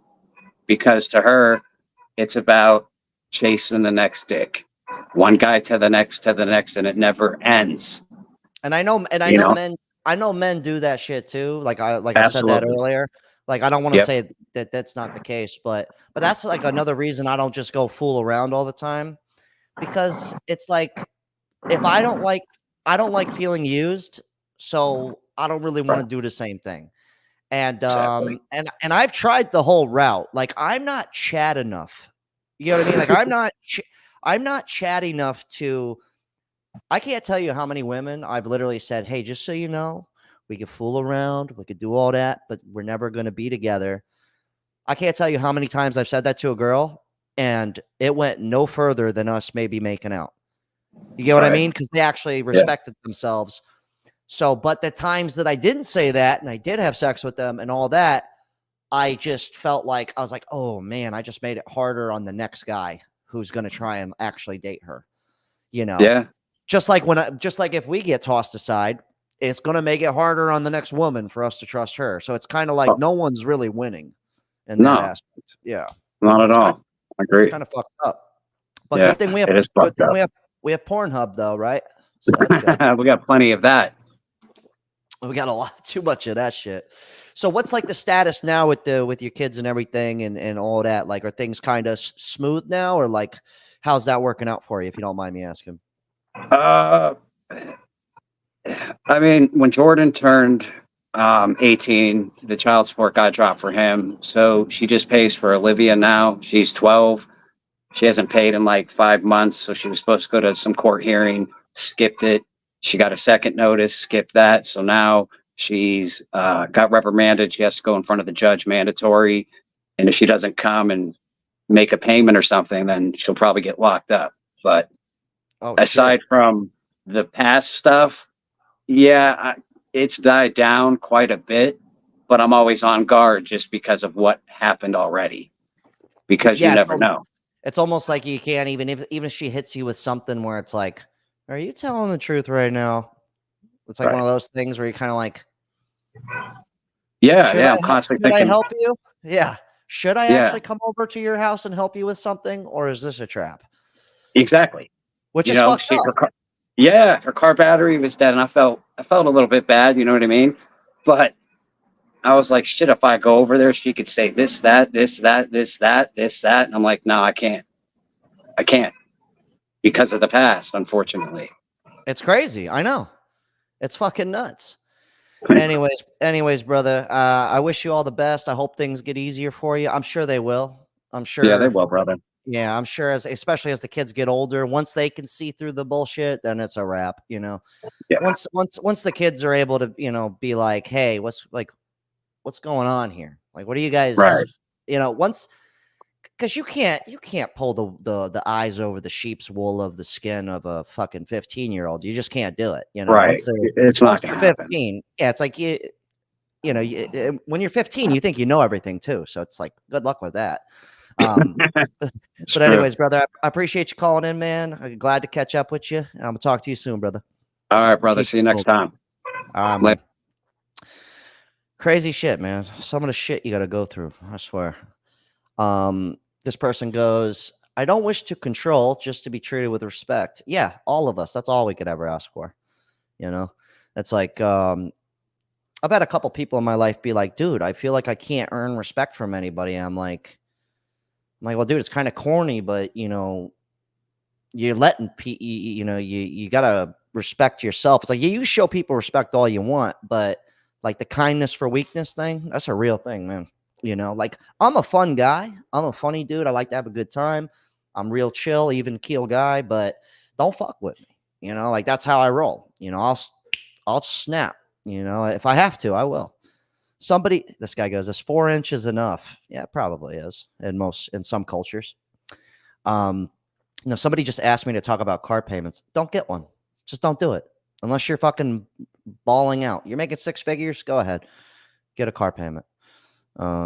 Sure. But I wouldn't do it. I just wouldn't do it, man. He goes, you're goofy. You know better than that, Jack. I don't know what I know better about, but I am goofy. A little bit. I'm a little weird. All right, who did I say what was up next? Stacking Silver, you're coming on next, brother.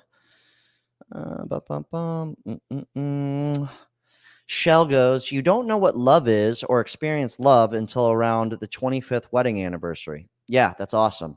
I feel like a finite amount of people know that feeling. But I do know the feeling of having friendship for, 20 years, 30 years. My best friend, Nick, since the moment I was born, he's a year older than me. We just so happen to be boys, like we just so happen to maintain that relationship. But we were joking about that recently. I was like, we could literally say we've been friends for 34 years. It's crazy. But yeah, I never had that with a woman though. So, I mean, I guess maybe I'll find out one day. But who knows? Neo with the $1. Thank you, brother. I appreciate that. This guy goes, you should do another video with Michael Bordenaro. We probably will in the future. I was talking to him a couple weeks ago. He's a cool dude, man. That guy grinds, bro. That guy is working harder than everybody. He makes me look like a rookie, man, the amount of stuff he posts. I'm sure we'll do something in the future again. Actually, that Jeremiah Babe guy, I plugged him a few times on here. He reached out to me, so we'll probably end up doing something whenever I really don't want to go to California, but there's a couple of opportunities for me to advance this career. And I got friends out there and stuff, so I'm probably going to have to go out there. It'll be fun, but I don't know, man. Cali's a fucking beast, dude. John with the $5. He goes, these women blame society for hitting the wall is crazy. They are gifted their value up front, then want to get rescued. Yeah. What's fucked up though is no one's ever thinking that though. I don't think they're actually thinking this, you're not 21 going, I have all the value right now. You know what I mean? Or maybe they are. I don't know. But yeah, you're not wrong. I mean, just like I fucked up in my life and I look back at it and I go, oh man, I did that to my damn self, so as long as they realize that, I guess that's everyone's going to have to go through it. I get what you mean though. I get what you're saying. I do get it. I'm not saying you're wrong at all. That's for sure. Got another $5 from Josh, my boy Mojo Dojo. He goes, toss up that link, my guy. Yeah, of course. Let me pop that link in there. There is some room in here. I might get we might get a couple three-ways going, kind of move this party along. All right. Stacking Silver, you're coming on, brother. Let me get to you real fast here. Boom, boom, boom. Diddly-dee, diddly-dee. Yeah, sorry. I see you guys here. We got $10. Love the show. Keep rocking. Thank you, Stacker68. I appreciate that. Thank you, thank you, thank you. Another $10 from Joker Blitz Media. Jack, you will find her. Took me 20 years of marriage and many wrong women to finally find the one that accepts me for me. The good, the bad, the ugly. It's awesome. You'll get there. Yeah, I'm optimistic. I'm sure I'll meet someone. It's just, I guess I was naive enough to think that things can't come to an end. So, now I just always have that in my mind. Every morning I'll wake up and just look over at her and go, is today the day, baby? Are you leaving me? That's a bad joke. That's not good. That's speaking that into existence, according to my spirit guide, tarot card reader. So I gotta watch what I say. All right, let's get Stacking Silver in here. I've been rambling enough. You're coming on in 2, 4, 1. You're in. Jack, what's up? My man, Stacking Dave, my boy. So talk to me, Dave. How old are you and where are you calling from? 55. Calling from Pennsylvania as well as your last guest. In between Allentown and Philly. All right. Got the Allentown Bandit. Yeah.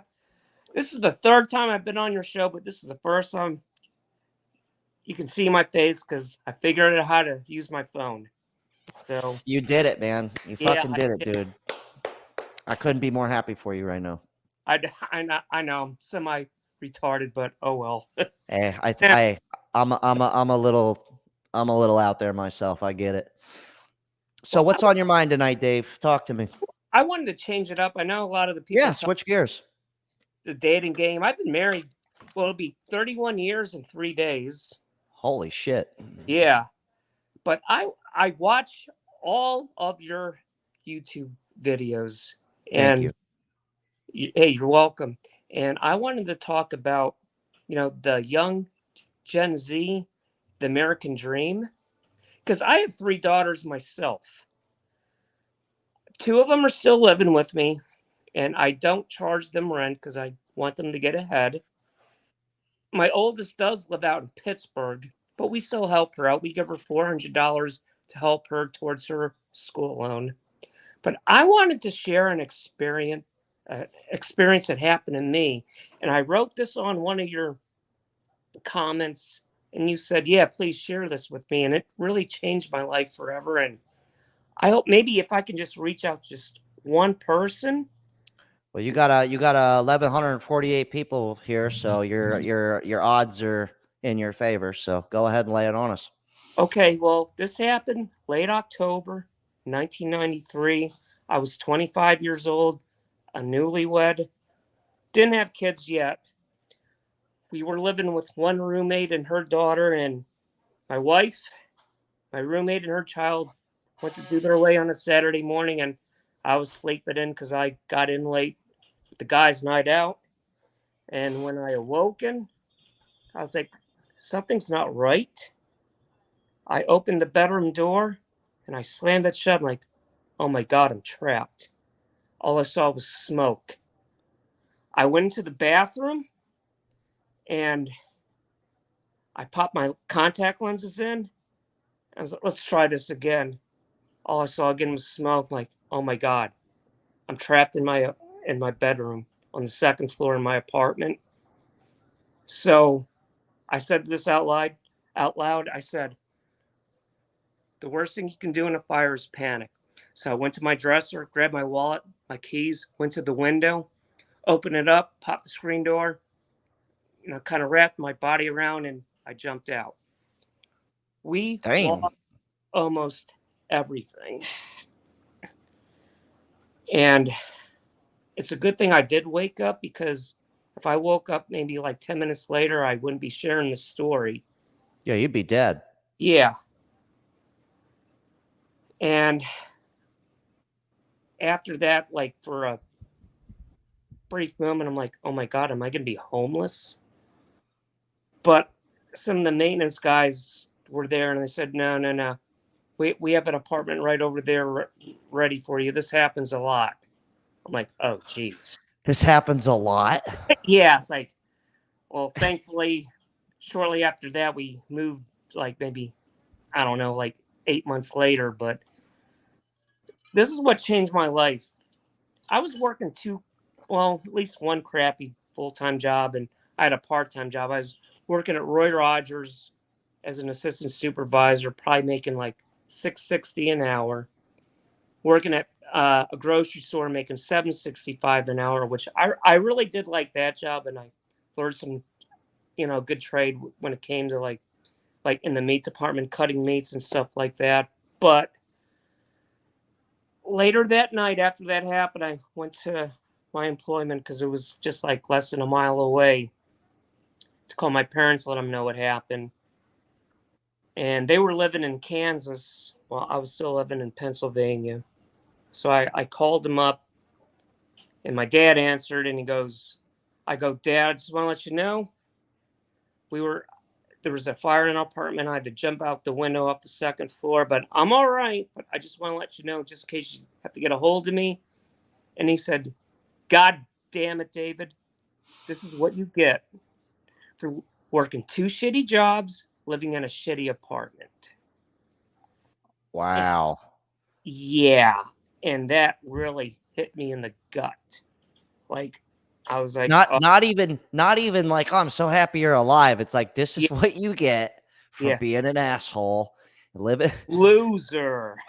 I mean, I guess it's kind of something though that's like, he's kind of not wrong. I'm not saying like the fire Yeah. thing or anything, Yeah. but that would probably snap me out of it too. I'd be like, Yeah.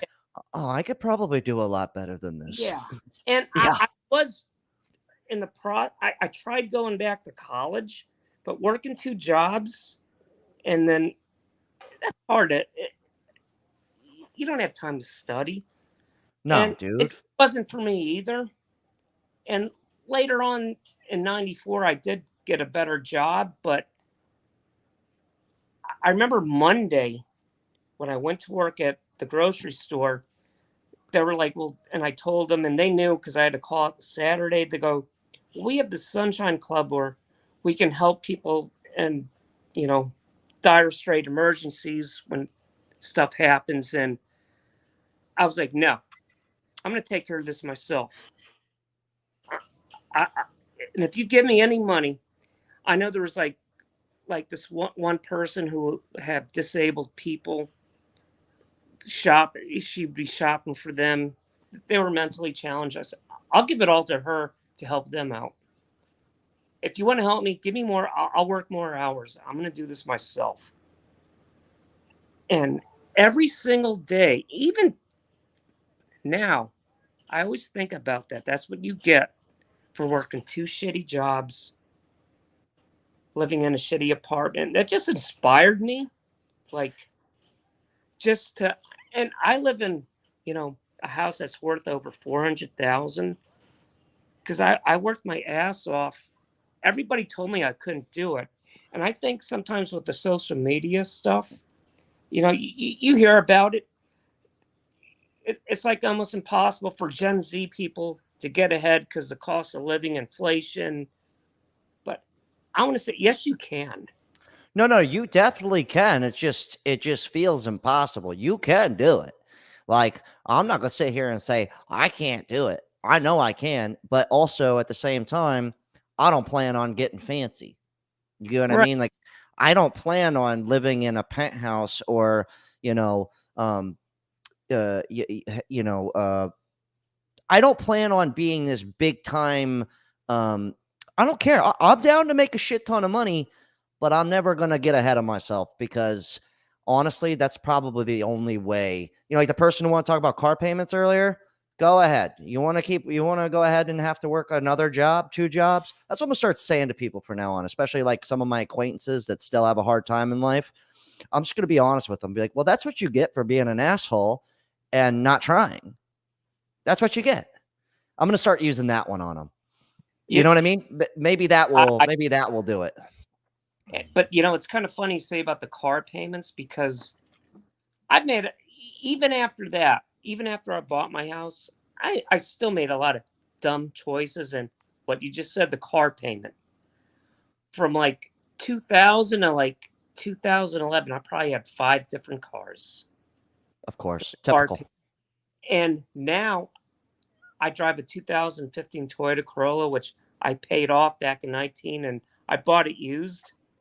I'm probably going to keep that. Like when I retire, I'll probably still have it because it runs great, and I've learned my lesson. And I learned the hard way too. Just so everybody knows, I've had a repossession before, like about 10 years ago. But still, I've learned the hard way, real fucking fast. Yeah, me too. Yeah. And I would say to your younger audience, don't worry about what your buddy, your neighbor, what they're driving or what they have. Just don't have that car payment. Don't use that credit card and have a balance because it's a wealth destroyer. Oh no, it'll fuck you in there. Put it this way, one of my best friend in the world, he makes 6 figures. He owns a house. You know what his daily driver is? It was a free 2001 Mazda piece of shit from his grandmother who couldn't drive anymore. And guess what? He drives that bitch every fucking day to work. And he just now, at the ripe age of 35, bought himself a used truck for 20 grand. Just now. He's been driving this Mazda. He's been making 6 figures for like 5 years now. He just now treated himself. And he would talk to me, be like, bro, I'm going to get this truck. He's like, I'm so tired of everybody at my job giving me shit because they're pulling up in Camaros and brand new trucks and all this shit, even though he's the supervisor. So he makes more than all of them. And it was really getting to him. And I was like, bro, just don't even trip, dog. Like, don't even trip. Like, they don't even need to know. They don't need to know. But anyways, Dave, I'm going to let you go, brother. We got a bunch of people in here. I'm going to keep this moving. I'm glad you survived that fire, and I'm really happy you're no longer working 2 shitty jobs.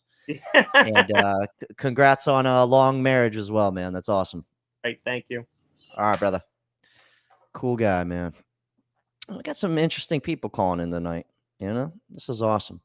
Wayne goes, Jack, do I have your blessing to date your ex? I promise I'll just talk about you all the time and how I watch your YouTube videos in front of her. Dude, I literally said that. I was like, look, I don't wish her any ill will whatsoever. I hope she has a wonderful life. Good luck. You know, if she lets her parents dictate everything, good luck on that. Probably not going to be too good for you. But I did say the only thing I asked for is her next boyfriend, who she's really, really, really into. All I could ask for is that he really likes my YouTube channel. And one day when she comes home or the dinner table, he brings this up. That's all I could ask for. That's all I could ask for. Because her parents made me to be a bad person. Why? Because I have odd thoughts that most people have. I'm a bad person because I said a thought. That's perfect. Anyways, we got $2 from Saquon. He goes, you should do a video on legit side hustles. Yeah, it's hard for me to do a video on the side hustles because I can only do it on ones that I've done. If that makes sense. Like, I can't make a video about shit I haven't done. Like, people already do enough of that. You know, you see like 10 side hustles to get you ahead. Dude's never done one of them. You know what I mean? So really, I only have a few of those in my back pocket that I could talk about, but maybe I'll put it in a video. I have like a little section on that. It's not a bad idea. But I could give you ones that I've done personally, which you guys already know, eBay. And, you know, I tried doing, I don't know if I talked about this, but I tried doing carpet and tile, like picking up my dad's business when he fell off. I tried that for 3 years. I just didn't want to do it for the rest of my life. And I wasn't that good at it. You know, I was only just good with people. That was it. I could make people really comfortable going, it's going to be $750, Karen. So if you're ready, let's clean this house. You know, I was good at that. Really good at that. Nolly, come on. My cat's trying to come up here. Yeah, look at you. Yeah. All right. Who's next? We've got a few people that have been waiting in here a while. All right. So I'm going to do Mojo. Oh, my boy Shape was in here. Shape's going to have a call-in show when I'm done here. I'll be in the comment section hanging out. I think he bailed. All right. So we're going to do Mojo Dojos next. And then we're going to do some 3-ways here. How about that? Let's do Josh is coming in and Nick the Plumber's coming in. And then after that, Eddie Money, you're going to be up. And Anthony, you're going to be up. And then I see you guys all up in there waiting. And then we're going to wind it down from there. So everybody who's in the queue, that's it. That's the last of the callers calling in. So we got like 6-7 people left. All right. Anyways, Jack's new sponsor is Black & Decker. I would rep that. I fuck with Black & Decker. All right. So for the new people watching, Mojo, how old are you and where are you calling from? 38 years young, down the spooky lowlands of Ohio, man, after the story I'm going to tell you. My man. All right. And Nick the Plumber, how old are you and where are you calling from? I've called in before. I'm 34 and I'm from Alberta. My man. All right. So I know Nick's been waiting longer than you, Josh. So Nick, what's percolating up here? What's going on? Or something you want to chime in on? Well, I was excited you got the silver guy in because I wanted to show off some of my collection to you guys. Oh, damn, you got a bunch. Oh, yeah, this is my office. Yeah, dude. Oh, shit, you're stacked up. Dude, you can never go wrong with those precious metals, man. Come on, that's beautiful. Yeah, those are just my collector pieces that I keep on the shelves for show. That's awesome. Because I've been meaning to, well, not meaning to. I do have some gold, but I actually want to do. I know gold just went way up, but I'm planning on putting, you know, quite a hefty amount. Not like crazy hefty, but like a good portion of my money. I'm gonna just put in some gold and silver. I'm gonna pull the trigger on that in the next like few months here. If you end up doing a collab or something with Jeremiah Babe, I'm sure he'll definitely get you into it. Oh, I've been meaning to get into it. Like I said, I do own some gold. It's not like I don't. But I feel like if I just practice doing it, like, you know, every 3 months, buy some, just make it a habit. That way in 20 years, I'll have a bunch. That's kind of my goal. That's my issue is I have a spending problem. So what I do is I buy precious metals So it's like I'm actually filling my buying thirst. But at the same time, it's like putting money away at the same time. Well, Yeah, that's a good. converting currencies, dude. You're just Exactly. And in order to sell that, it's like it takes a while to have to sell it, so you don't do any impulsive buying with it. Well, I was going to say, so with Josh he has a full blown resale business, and he specializes in vintage. But that was something that Josh is going to. I'll let you take the wheel after I say this. But that's what I was doing for a while. Is I wasn't putting into precious metals or anything like that, but I was stocking up so much inventory of stuff like the stuff you can't really see it behind me now, but like I ended up putting all my money into that. And then eventually I had so much stuff that I created, a business out of it. Like Josh, let's say in a perfect world, you were able to sell everything you had. Do you have like a guesstimate on how much you probably have in inventory? Dude, I couldn't even begin to tell you, because I mean, just even if I can flip this thing. He just exited the building completely. He's like, I'll see if I could flip this just out. He's like, fuck you guys. But all right. So anyways, before he comes back in, so the precious metals, is that all you wanted to? So like how much, if you don't mind me asking, how much, like what's your value of how much precious metals you have? If you don't mind me asking, just because, I'm curious about this stuff. Like if you were to go sell everything right now. I've been stacking since about 2015. And I currently have probably over 70K. Oh, wow. That's really good. So I started just stacking like bars, coins, just small stuff. But then I got into like the Royal Canadian Mint collectible things, because eventually you get bored with just the same looking rounds. You want to get to like prettier pieces and stuff. So I got into more of the numismatic stuff, which costs more but looks prettier, and I display it on my shelves. Gotcha. Well, this guy goes, cash still rules. He goes, the day I could run down to Trader Joe's or Whole Foods with a bag full of silver and gold, I will start stacking. The day gold and silver is the new currency, that will be okay. I do see where he's coming from. Like, I'm not planning on putting all my money into it, but here's something I will say. So, like, my I guess he's a distant cousin. I call him my uncle. He was telling me how he bought $3,000 worth of gold, back in 1970. So now it's worth a shit ton. Like it's worth like a lot. And he was like, I never thought anything about it, but he's like, I'm really glad I bought it because I just went and cashed it all in because I had a big emergency happen. And so that's kind of why I would have it, is just in case. But you told me, you said it's hard to sell. So what's the point of stacking if it's hard to sell? Like, let's say you want to just go get rid of it. Are they going to give you the full value, or is it like only going to give you like 80% of the value if you wanted the money today? You have to understand how it works. There's like a spot value, which is like its melt value. And then like certain coins and stuff, they have like a premium on top of that. So certain coins.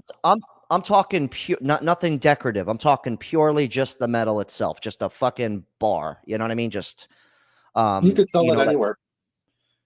Or like any like a gold place, a bank. Like, how does this work? Because I've only any sold local gold. Coin store, pawn shops, all those signs that you see, like we buy gold and stuff. They'll give you spot. Okay.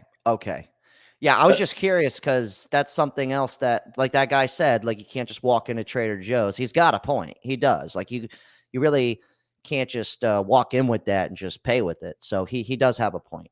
I mean, I'm sure some people you could barter with, because I'm about to start. Is, like, you have to like go in your safe, grab your physical metal, take it to a store to convert it into a currency, and then use it to spend on something. That's what I mean, like how it can be difficult, other than just swiping a credit card or something. Okay, gotcha. So it's the process. This guy Joe goes, gold is money of kings, silver is money of gentlemen, barter is money of peasants, digital is money of slaves. Wow, that was deep. Highlight of the live tonight.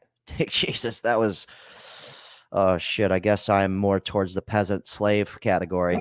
That's fucked up. And that's the thing. Gold is recognized around the world. You can take it to any country you want and exchange it for any currency that you want.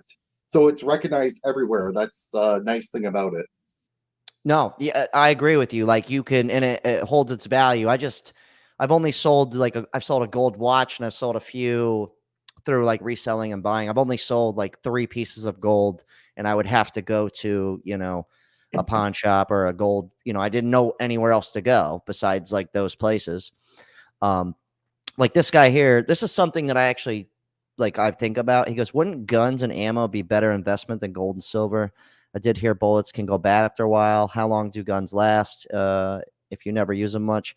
I have no idea about any of that stuff, but I will tell you, if shit went down and you got a barter, bartering with somebody with a gun or someone who needs a gun, I guarantee you that's going to be very persuasive. And that's why So, you diversify. yeah, like for instance, since we brought up my ex-girlfriend, I really don't care anymore about it, but this is something where like her parents were like, guns are bad, I'm very open-minded. So like if you say guns are bad, I go, yeah, I get where you're coming from. You get what I mean? Like I'm cool with you having that thought. But if I say guns are good, they were the type of people that would I'm the bad guy now because that's my opinion.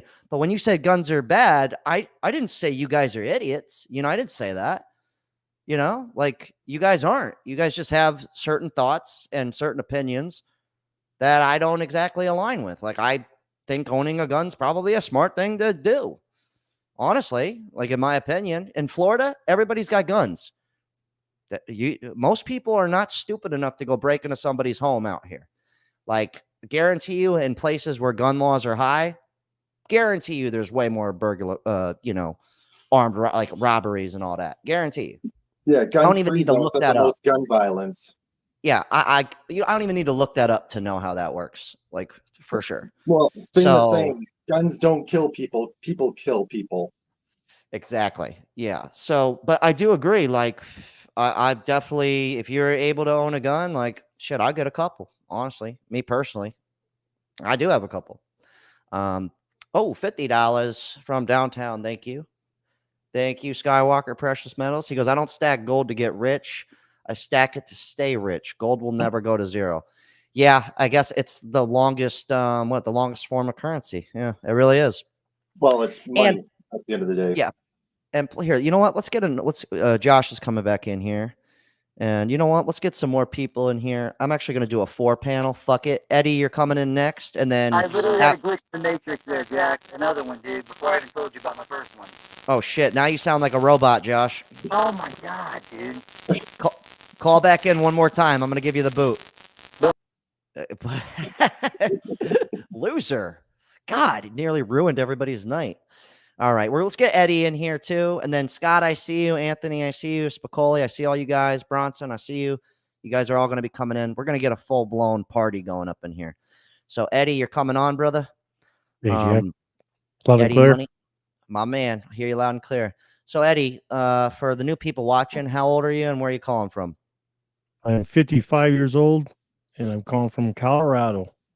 All right, man. So we're talking about gold and silver and guns now. So we're getting deep on the steel, on the stuff here. So what's your thoughts on like having gold and silver and also owning guns? What's your kind of and you can shoot it to a straight, however you feel about it.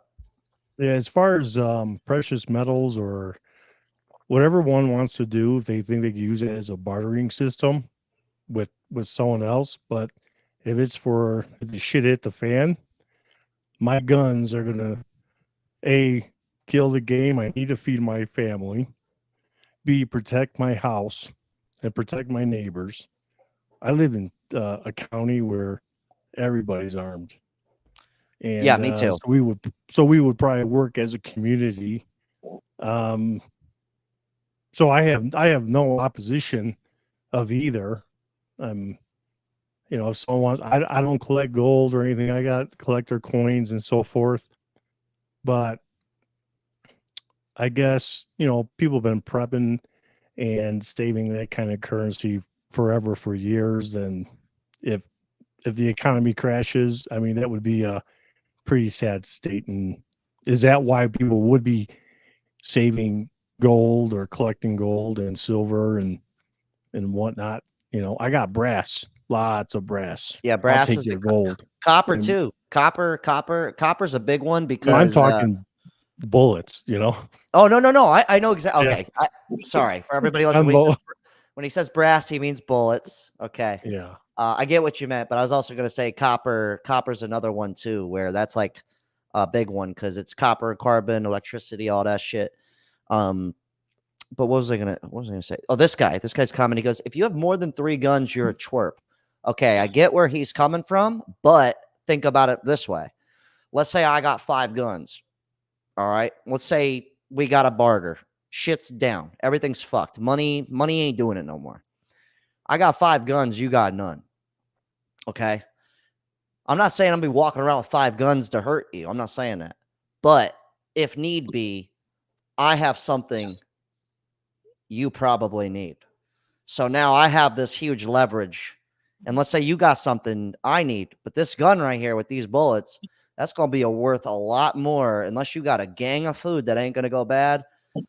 That's something to think about in that aspect. So I'm not saying go like just have 20 guns, but like, for instance, if I have more guns than my boy Taco, he's got none. But if shit went down, guess what? That's my brother. This is, how to use this. Here you go. All right. Luckily, I had more. Luckily, I had extra. So that's one thing to think about too. I do get where he's coming from, though. Like the if you thing think is, guns are making you big bad. Gold and silver's for after the collapse, not during the collapse. During the collapse, yeah, everything goes to chaos. Gold and silver's for when the system resets, because there will have to be some sort of monetary system reconstructed again. I get what you're saying. Hold on, we got Scott live in here. Scott, for the new people watching, welcome. How old are you and where are you calling from, brother? What's up, Jack? My man. Good. 45, the very northern part of New York State. All right, perfect. Let me just throw out there, congrats on the 60,000 plus subs and the 1,000 plus people watching this live stream, man. That's fucking awesome. I owe it all to you guys. I'm having a fantastic time. This is a lot of fun. This is something I didn't even realize I needed in my life. So Scott, we're talking about gold, silver, and guns, and if shit were to collapse. So, like, what's your? Give it to us straight. Don't hold back. I'm open to all lines of thought. So, what's your thoughts on stacking gold, silver, but also what's your thoughts on having guns and stuff like that? I am very pro Second Amendment. Unfortunately, I lost all my guns in a tragic boating accident years ago. So that's You keep all your guns on a boat? I did, and then it sank in a lake, and it's. Guys, I think Scott was a pirate, bro. Oh, that's fucked up. No, dude, you're on all the subjects tonight, man. You even dipped your toe into some red pill shit there, which could be a whole other episode on its own. Oh, of course. I've done a bunch of red pill videos before. I just don't do them as much as I used to because one, it's just I feel like I was kind of getting a little just not bored of it, but it was just kind of like, okay, I'm gonna do these dating things once in a while, or like the lives are great to talk about it because then I could get you guys in real time here, and it's I like it bringing it up in this scenario. It's a better time for me to talk about the dating, but for sure, it's a good conversation. So you're down for the guns. I think gold and silver. Here's how I look at it, and then Scott, I'll let you kind of chime in, and I'll let you switch gears on what you wanted to talk about. Here's how I look at it. Like, my idea is like, okay, if I have to play it safe, meaning own some gold, own some silver, have a Roth IRA, have some very boring kind of retirement plans, but then also kind of take some risks, have a Bitcoin if possible, have some kind of crazy out there risk where, you might lose all that money, but all the other money you're putting away. That's how I look at it. It's kind of like gold, silver, the classic Roth IRA, even a 401k, do all the basic shit, high yield savings, all that shit. But then also take risks on top of that. That's kind of how I look at it all. Yeah, it's so gold and silver in the modern day anyway has always been a hedge.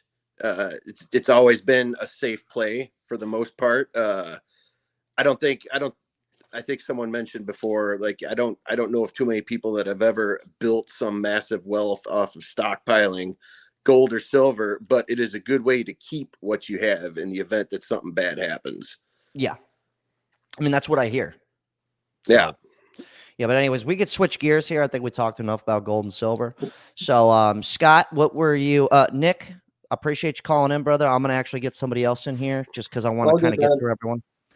Great talking to you, Nick. Always glad to see you in here, man. Take it easy. Later.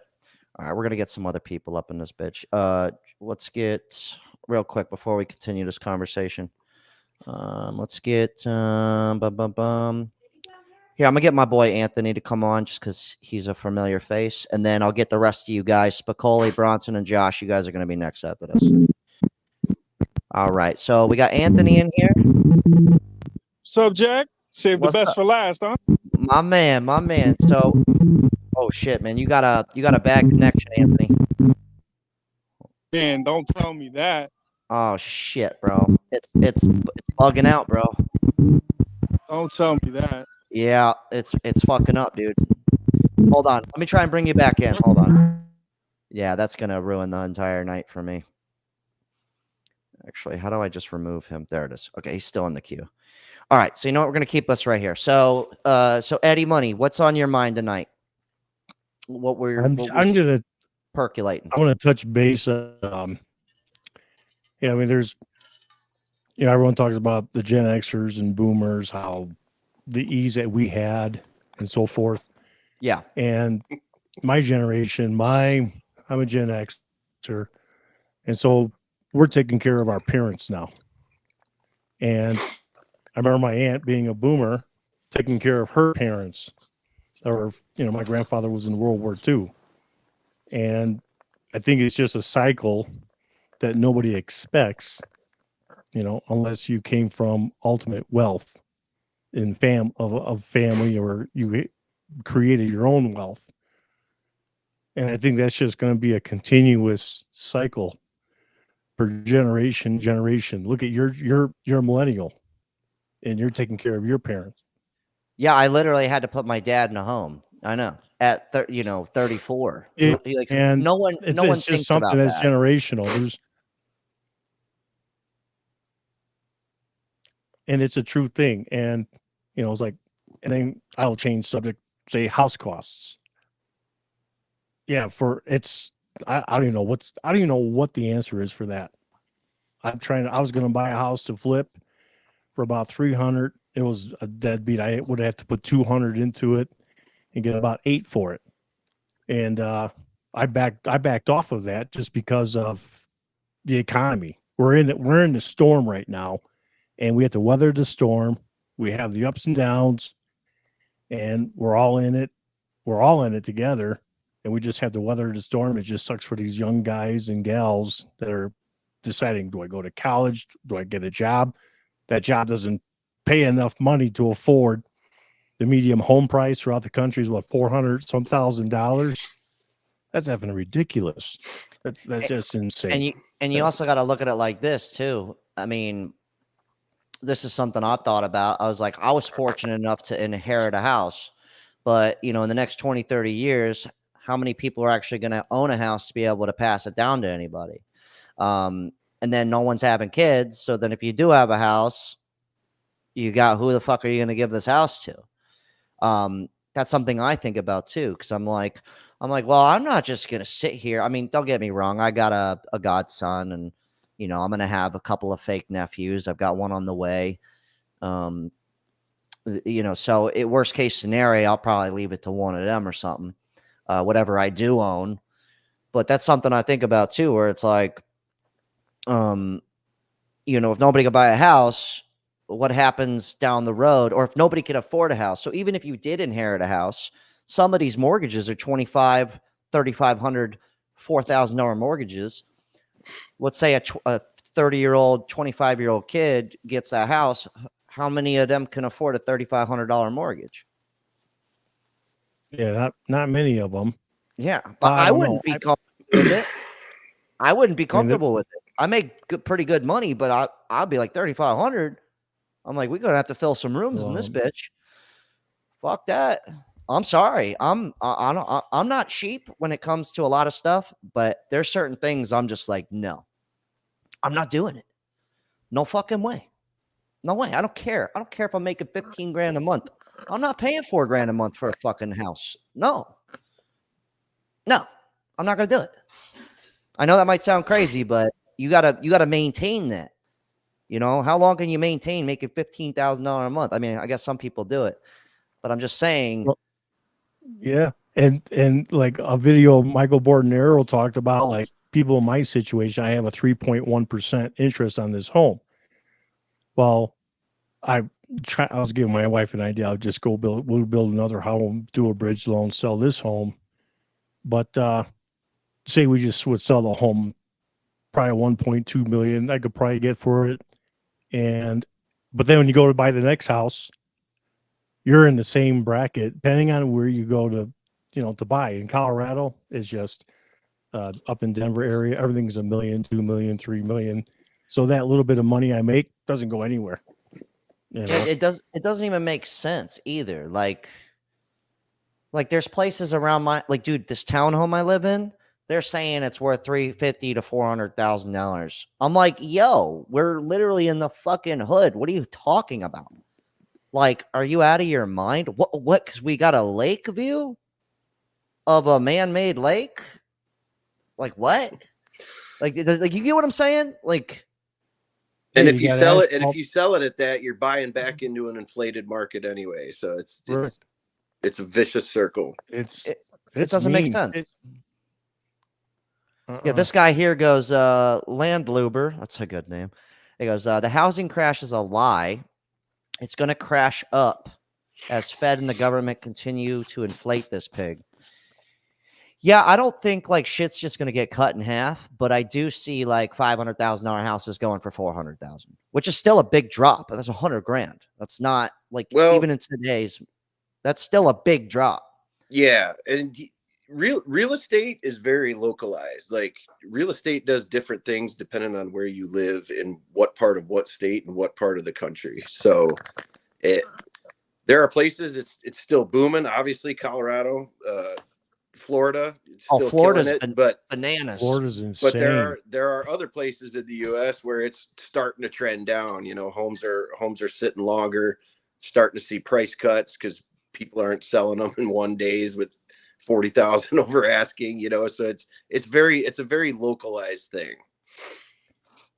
Yeah, and another thing too that I've been thinking about is like in the next couple years, you know, for what I'm doing with this, what I'm doing right now, I have to be super smart with whatever money I make. Because I know there's a potential to make a shit ton of money, but you guys also have to look at it like this. I know some people can have 20, 30-year careers in the entertainment business, but like I don't look at it like that. I could only have 5 to 10 years to really be smart about whatever does happen here. So that's kind of where I've been thinking is like, worst case scenario, I might have to be one of those guys who ends up making a shit ton of money, selling his place and moving to another state where it's substantially cheaper to afford. Like I was looking at places up in Michigan, even in Tennessee. Oh, yeah. 300 grand for a 3-bedroom house, a basement, a backyard, a 2-car garage, a front yard, no HOA, decent neighborhood. 300 grand. 300 grand. Yeah, I was looking at houses in Morganton, North Carolina. That was where my uncle used to live. Nice 3-bed, 2-bath on an acre for $249, all brick home. I'm like, oh my God. See, at my age, you got to start thinking of like just the comfort to continue to live in your retirement, you know, in your 20s and 30s, you know, and you're 45 and you're on the other side, like, okay, I got to make whatever happen. I only have so many years left and they fly. Yeah, they do. When the years in front start getting to be equal to or less than the years behind, it starts changing your mindset a little. Oh shit! I'm gonna be reaching that in the next 10 years. Jack, you gotta make a kid. Yeah, I know, right? This guy, Lord of Pies, goes, "This is a doomer channel." Yeah, well, you know what? You're sunshine and rainbows, and you're fucking perfect. and your farts smell wonderful, and you're the best, and where you live is magical, but you won't share us this place that you live, so we can't come join you. Must be California. Anyways, I'm glad I got that out of the way. Yeah, you know what? Sometimes I talk about some serious shit because that's how I roll. That's how my mind works. But anyways, Eddie, Money, Scott, any last words? I want to get these last three gentlemen in here and get this party, start winding this party down. I just wanted to share a quick story about the welfare thing. Many years ago now, when I was first out of the Army, I ran a gas station convenience store, and we took food stamps, for food items, and by and large, what people bought on the food stamps was junk, Slim Jims, candy bars, sodas. It's bullshit. But I'll never forget this. There was a girl that came in, didn't have enough money on her EBT card to complete her transaction. Her mother behind her goes, "Oh, I'll get it for you, honey." And she whips out her EBT card. I rolled myself into another universe. It was generational at that point, man. And you're sitting here going, and I'm working at a goddamn Quick Mart, and I don't have EBT. Everybody, I get it. People fall on hard times. They need help. But I get it. I get it too. There's a reason when you go to the national parks and stuff, they have signs that say "Don't feed the animals," because if you do, they don't start feeding themselves. Oh, that's good. That's fucked up. That was funny. I mean, it's true, man. It is true. And you know what? I don't want to act like I don't ever had no handout. I would consider myself not crazy spoiled. I wasn't like some of my friends who had gas-powered go-karts, But if I needed new shoes or a new skateboard, no problem. You get what I mean? Like if my friends were going to the movies, no problem. Here's $20, Jack. I was spoiled in that sense. Yeah. But around 19, 20 years old, I was fortunate enough to not have to worry about that. And I was fortunate enough to learn how to make money and do all that and have parents that were kind of like force you to work and get a job and figure shit out. But I will say there was a couple times in my life where I was like, bro, do I need food stamps right now? Like, should I apply for this? And I don't want to say it was a pride thing, but it kind of was at the same time. It definitely was for me too. It was kind of one of those things where it was kind of like, if I get this though, I'm just gonna add to the problem because there's actually people that really do need it. So if I go ahead and get it when I don't need it, so I sucked up my pride in another way. I just sucked up my pride and asked for help from people that weren't the government. Yeah. And luckily I had those people to help me. So I know not everyone has that. I get that. But you're not wrong about the generational wealth. It's like, I'm going to end on this. I'm going to let you boys go. Like one of my first ever real girlfriend, her parents basically pawned her off to the grandparents. So the grandparents were actually the parents. Meanwhile, her parents are kind of like living off food stamps, living in the trailer park. They work, but just enough to that. So, but now she's older. She's got 4 kids, 2 different guys. One kid's in DCF. The other kids are living with the dad's grandparents. The dad's actually a good guy. I actually know him. I knew him before they ever got together. So the kids are probably in a good spot, but it's funny to see that same thing. It's not funny, but it's crazy to see the same exact thing that happened to her is happening to her kids. Generational bad decisions. It's kind of nuts to watch that happen. And this chick's also probably on food stamps, probably on the whole 9. And I don't mean to talk bad about her. I wish her the best, but after your 15th stay in rehab, I kind of don't feel sorry for you. You know what I'm saying? But anyways, I'm gonna let you boys go. I got a couple more people we're gonna get through. And also Eddie here, he's got a YouTube channel. You guys can check him out. He's a OG tradesman. He's a really cool guy. I like him. Go check his channel out. You might like it. But I appreciate you boys calling in. Hey, thanks. Later Jack. on. You'll Thanks, hit 100. man. Be legendary all out there. All right, brother. My man. Later, Eddie. Later, Scott. All right. Cool guys. All right. This guy goes, white people need to focus wait, white people need to focus. Black people on EBT ain't your enemy. The immigrants with rap sheets and government benefits are. Yeah. Well, that's another thing too, is white people make up most of the welfare. So it's not a race thing at all. This has nothing to do with race. The ex-girlfriend I'm talking about is whiter than anybody. You get what I mean? Freckles and shit. So, you get what I mean? So it has nothing to do with race. I know it could seem that way, but this isn't about race whatsoever. But yeah, I mean, and even immigrants, I don't fucking care. Like, as long as I can move to another country and welcome with open arms, fuck it. I really don't care. You know, because I know a lot of people that move here that are immigrants that are doing way better than me. You know, and they're working way harder than I am. What's up, Evasion Hunter, my man? Cheap and dirty prepping. This guy's the man. My boy Roger here. All right, we got Josh and Bronson and Spicoli. You're all coming in. Boom, bang, bingo. All right. Morgan. All right, so gentlemen, we're gonna start this off slow. I'm gonna go with Josh, Bronson, and Spicoli. So, Josh, how old are you? Where are you calling from, brother? Oh, hey, dude, what's up? I'm 24. I'm coming from St. Paul, Minnesota. St. Paul? Yay. All right, we got my bad. We got Bronson. How old are you? Where are you calling from? 25 in Florida. Oh, I got a Florida boy, my man. Yeah, and from South Florida. We got Spicoli over here. Spicoli, how old are you? And where are you calling from?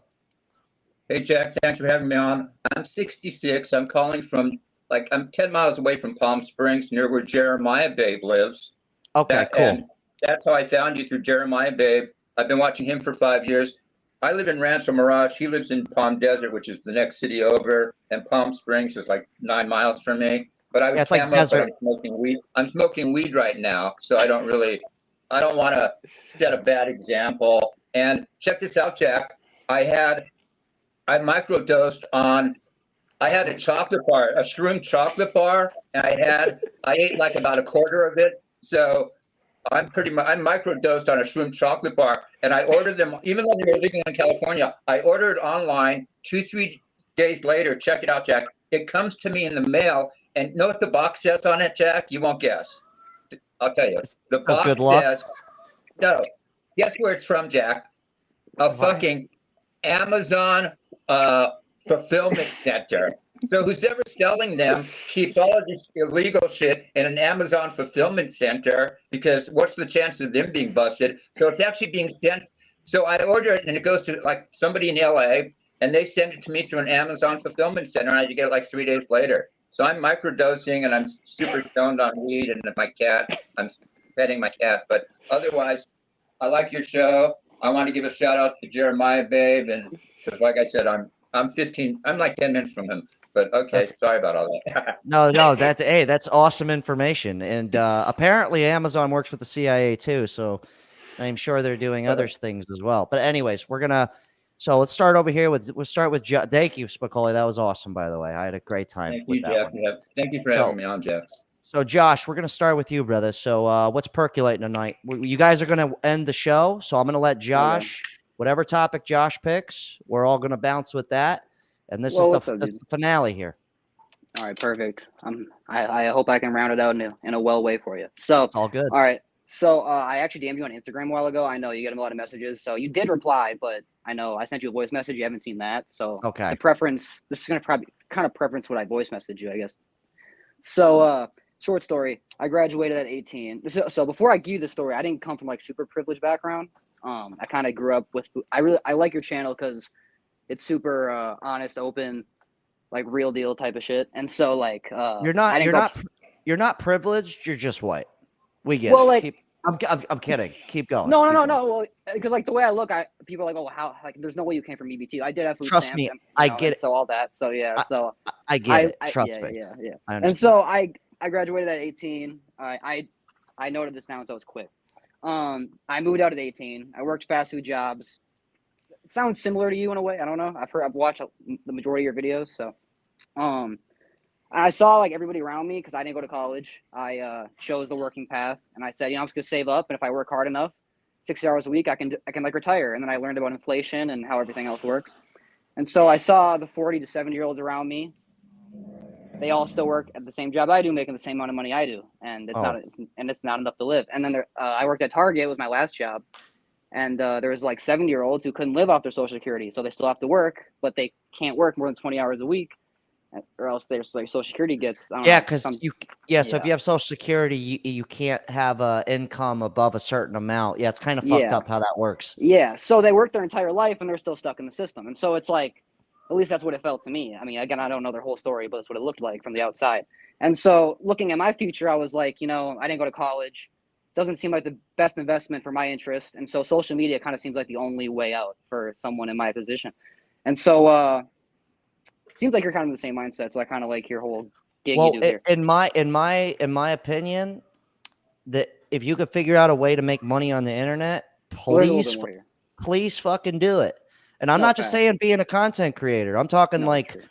there's other ways to do it. Like too bad Mojo Dojo couldn't come back in because he's somebody who was doing what I was doing, but he took it to the next level with the reselling and all that. But most of his business is, I'd say probably 75% of his business is probably all online. So I consider that internet money. But the other way I see possible is I'm just not skilled in any trade. I'm so bad at it. If anything, I'm just a good helper. That's all I am. And a good talker, and I could, customer service on point. But when it comes to the trade, so if I was good at a trade, even years ago, or I just knew everything about, let's just say building a house. I knew all of it. My dad taught me everything. I would have already been hired a couple guys and already been had a business going. Mm-hmm. You know what I'm saying? It would have already been done. So anyways, keep going. So I don't think the internet's the only way. No, I completely understand what you're saying, and I definitely don't want to make anybody think that's the only way. But for me, I felt like that's the fastest way to get to like the 100K a year without having to do like 40 years, And sure.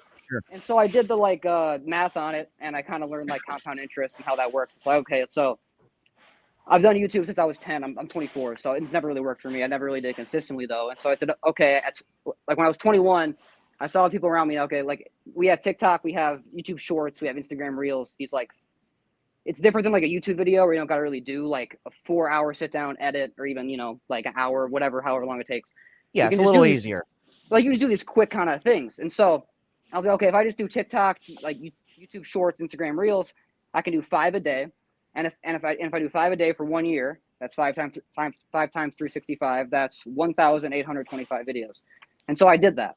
And so on TikTok, I was able to do, this isn't bragging, this is just facts, what it is. No, go ahead.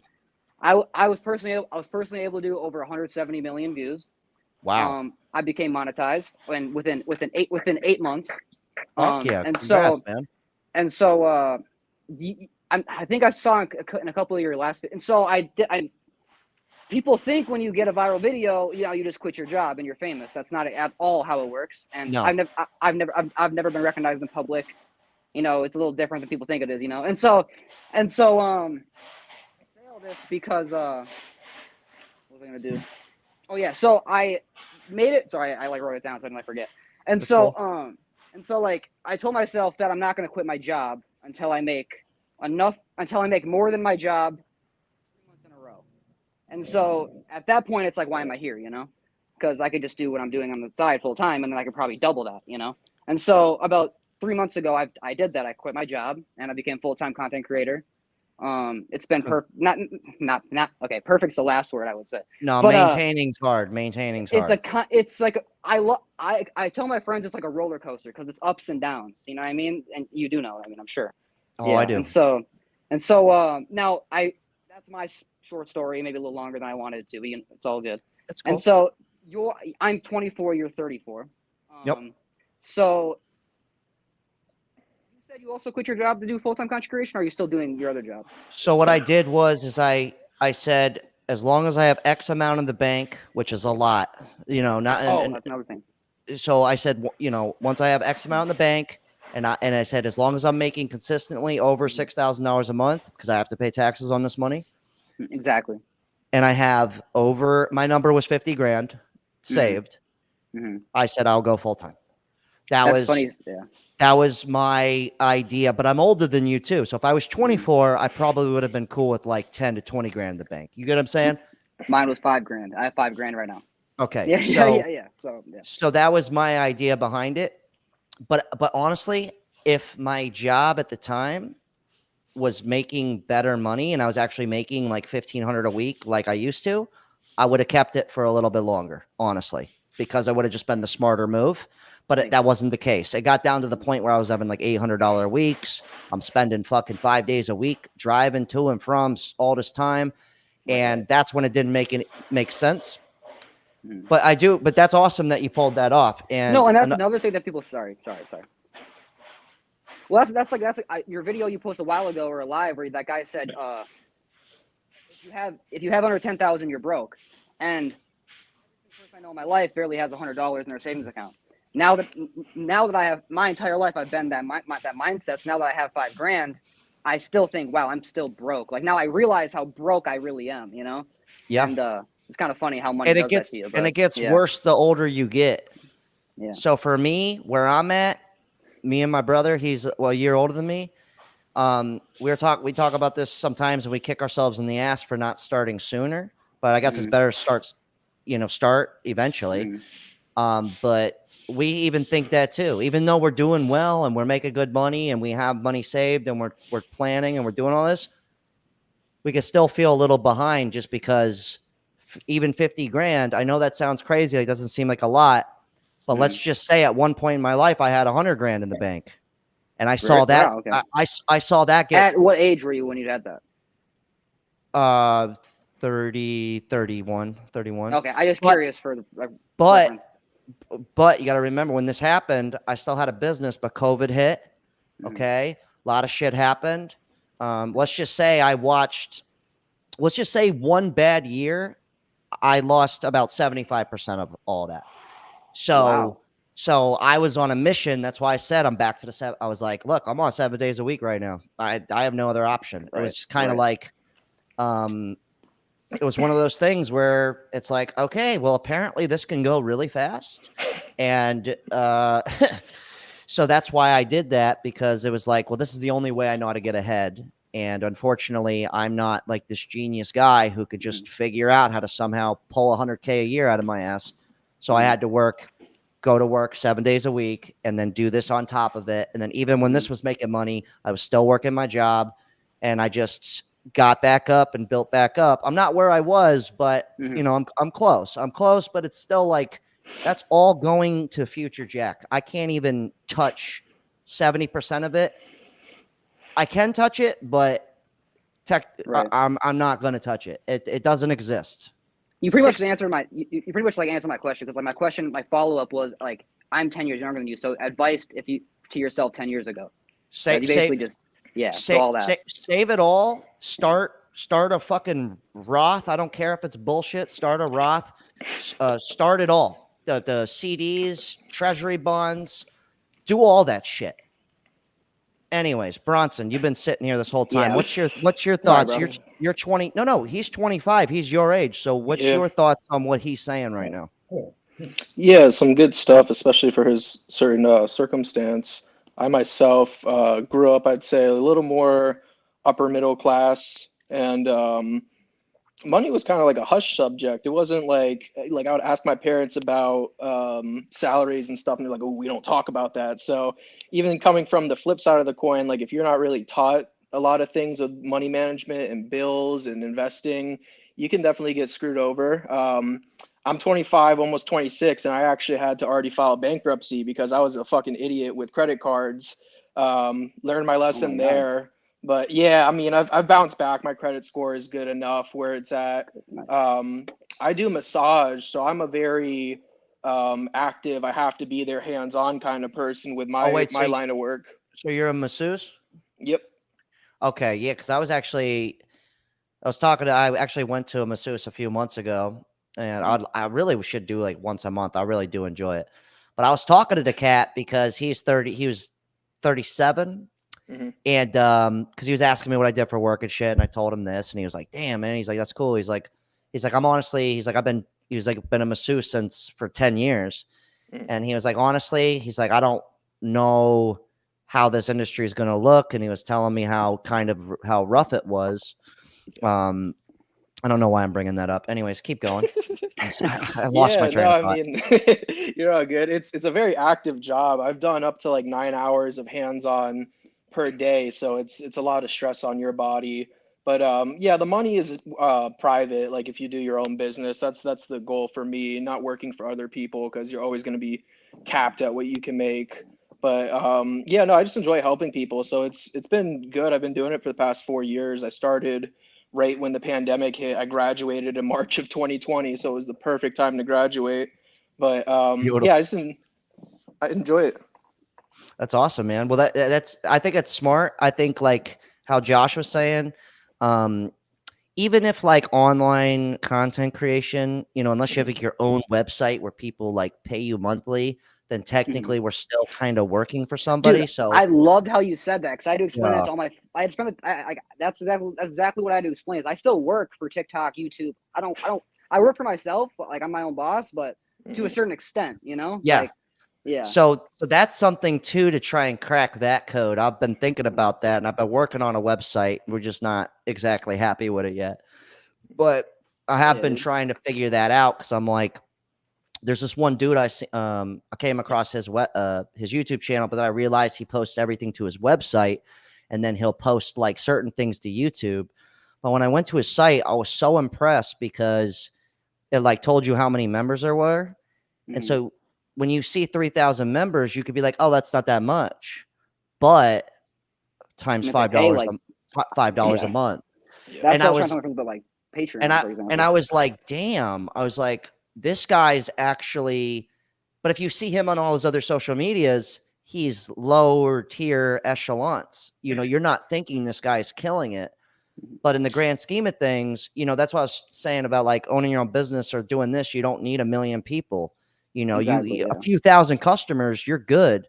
So, for instance, with like Bronson, in the next 10 years, if he focuses on getting clients for the next 10 years, 10 years comes up, you got a roster of 25 regulars Or who like building see your you own every parlor, month. maybe.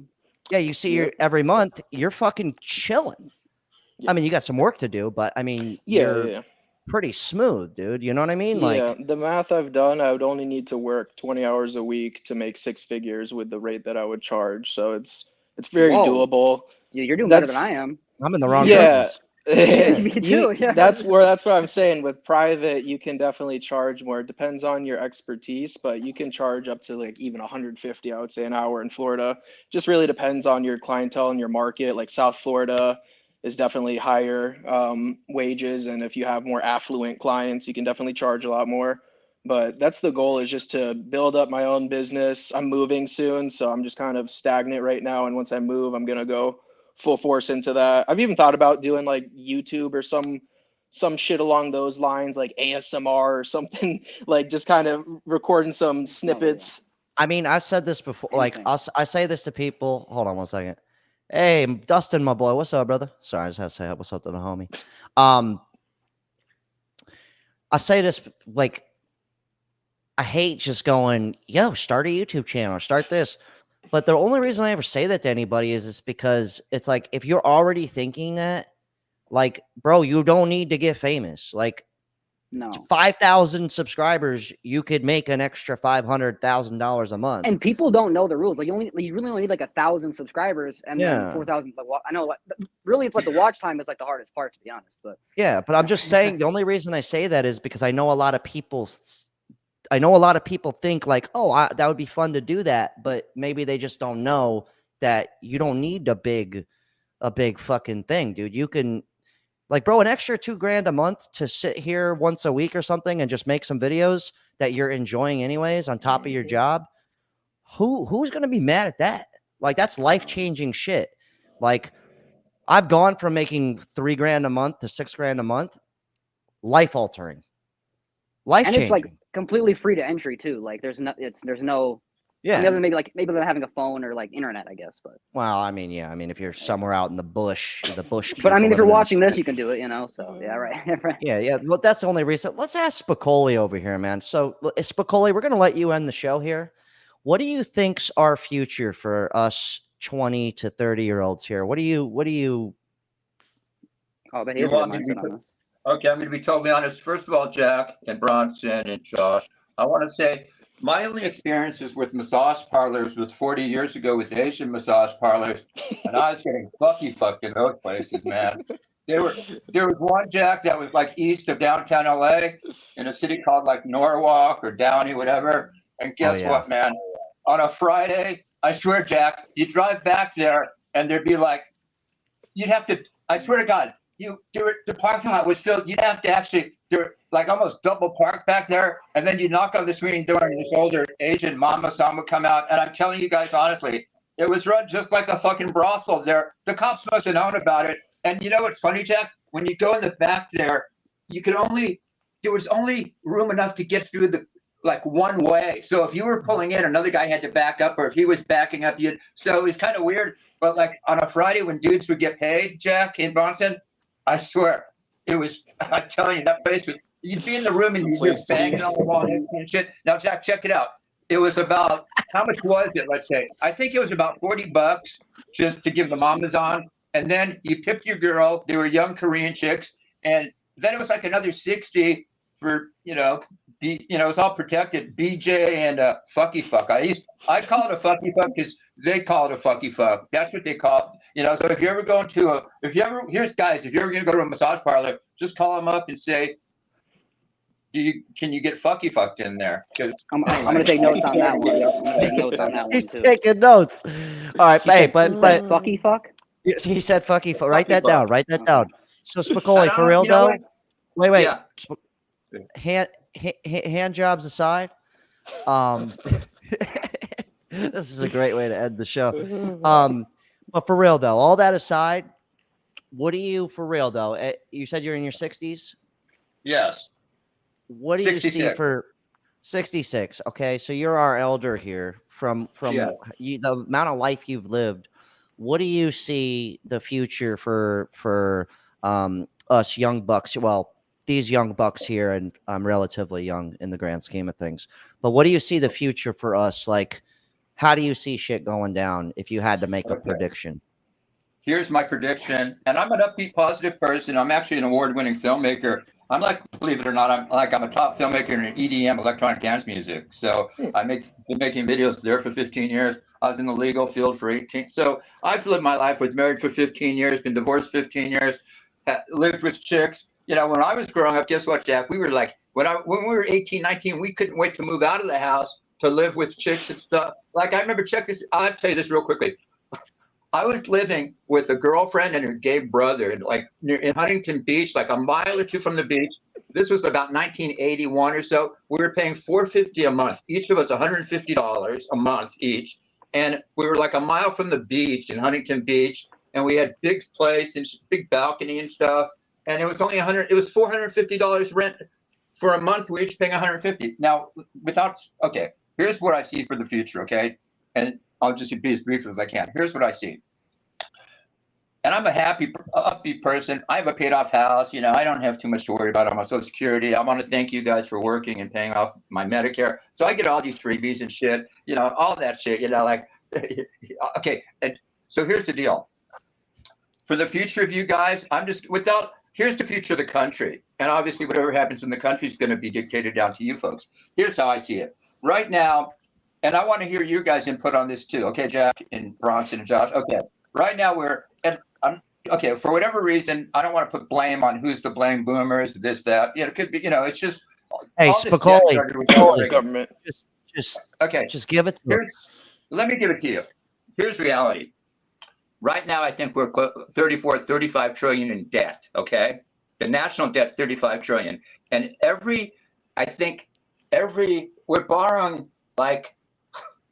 I think we have to borrow 100 trillion every 3 months, 1 trillion every 3 months. Or I think we're borrowing about 2 to 3 trillion. Let's say we're borrowing it's safe to say we're borrowing a shit ton of money. Right. Okay. Let me put it to you here, and I want you guys just to see it this way. We're at 35 trillion. Okay, so we're not that far from 50 trillion, right? Think about it. And COVID didn't help. We printed a bunch of money. All the Iraq war was a fucking waste of money. All that shit was a fucking waste of money. I mean, 10 trillion of that we wasted in Afghanistan and fucking Iraq. And guess what, folks? Guess what I just heard now? Iraq just came out with a thing. They always were against. This is weird. Iraq now is hardcore than Iran. I'll tell you why. Here's what happened No, in no, Iraq. Spicoli, Now- Spicoli, don't tell us why. Okay. Give us your Okay, here's the prediction of the Here's the future, God. Okay, here's the bottom line. I think them shrooms are kicking in. When we reach 50, when we reach 50 trillion, Jack, when we reach $50 trillion at 5% interest, which is what we're paying right now about on that debt, okay, because it's all short-term debt, we're paying 5% on that, which means on 50 trillion, 5% is $2.5 trillion, right? We only bring in about $5 trillion. When we reach $50 trillion in debt, which I predict will be 3 years away, 5 years at the most, when we reach that magic number of 50 trillion at 5% interest, guess what? And the Fed has to keep that interest rate around 5%. Okay, at 5%, we collect $5 trillion in taxes. Half of that money, what does this mean? What does this mean though? We got to sum this up. We got to wrap this up. Okay, here's what it means, Jack.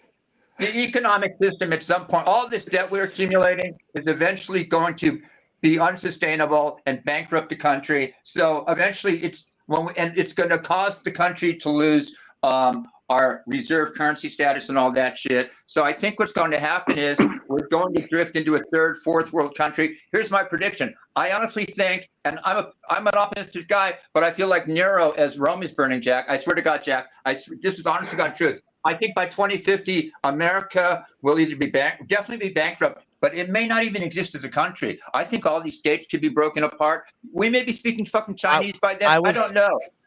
I was going to say that we're going to end on that note. I was actually going to cut you off and say I wouldn't be surprised if states start breaking off into countries.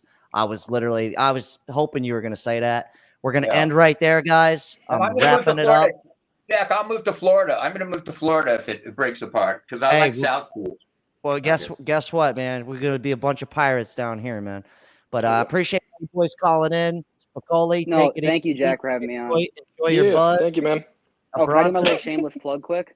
Yeah, of course. It's a Celebrity Concept on mainly TikTok, but also YouTube. Hey, do me a favor. DM me one more time so you're at the top of the queue.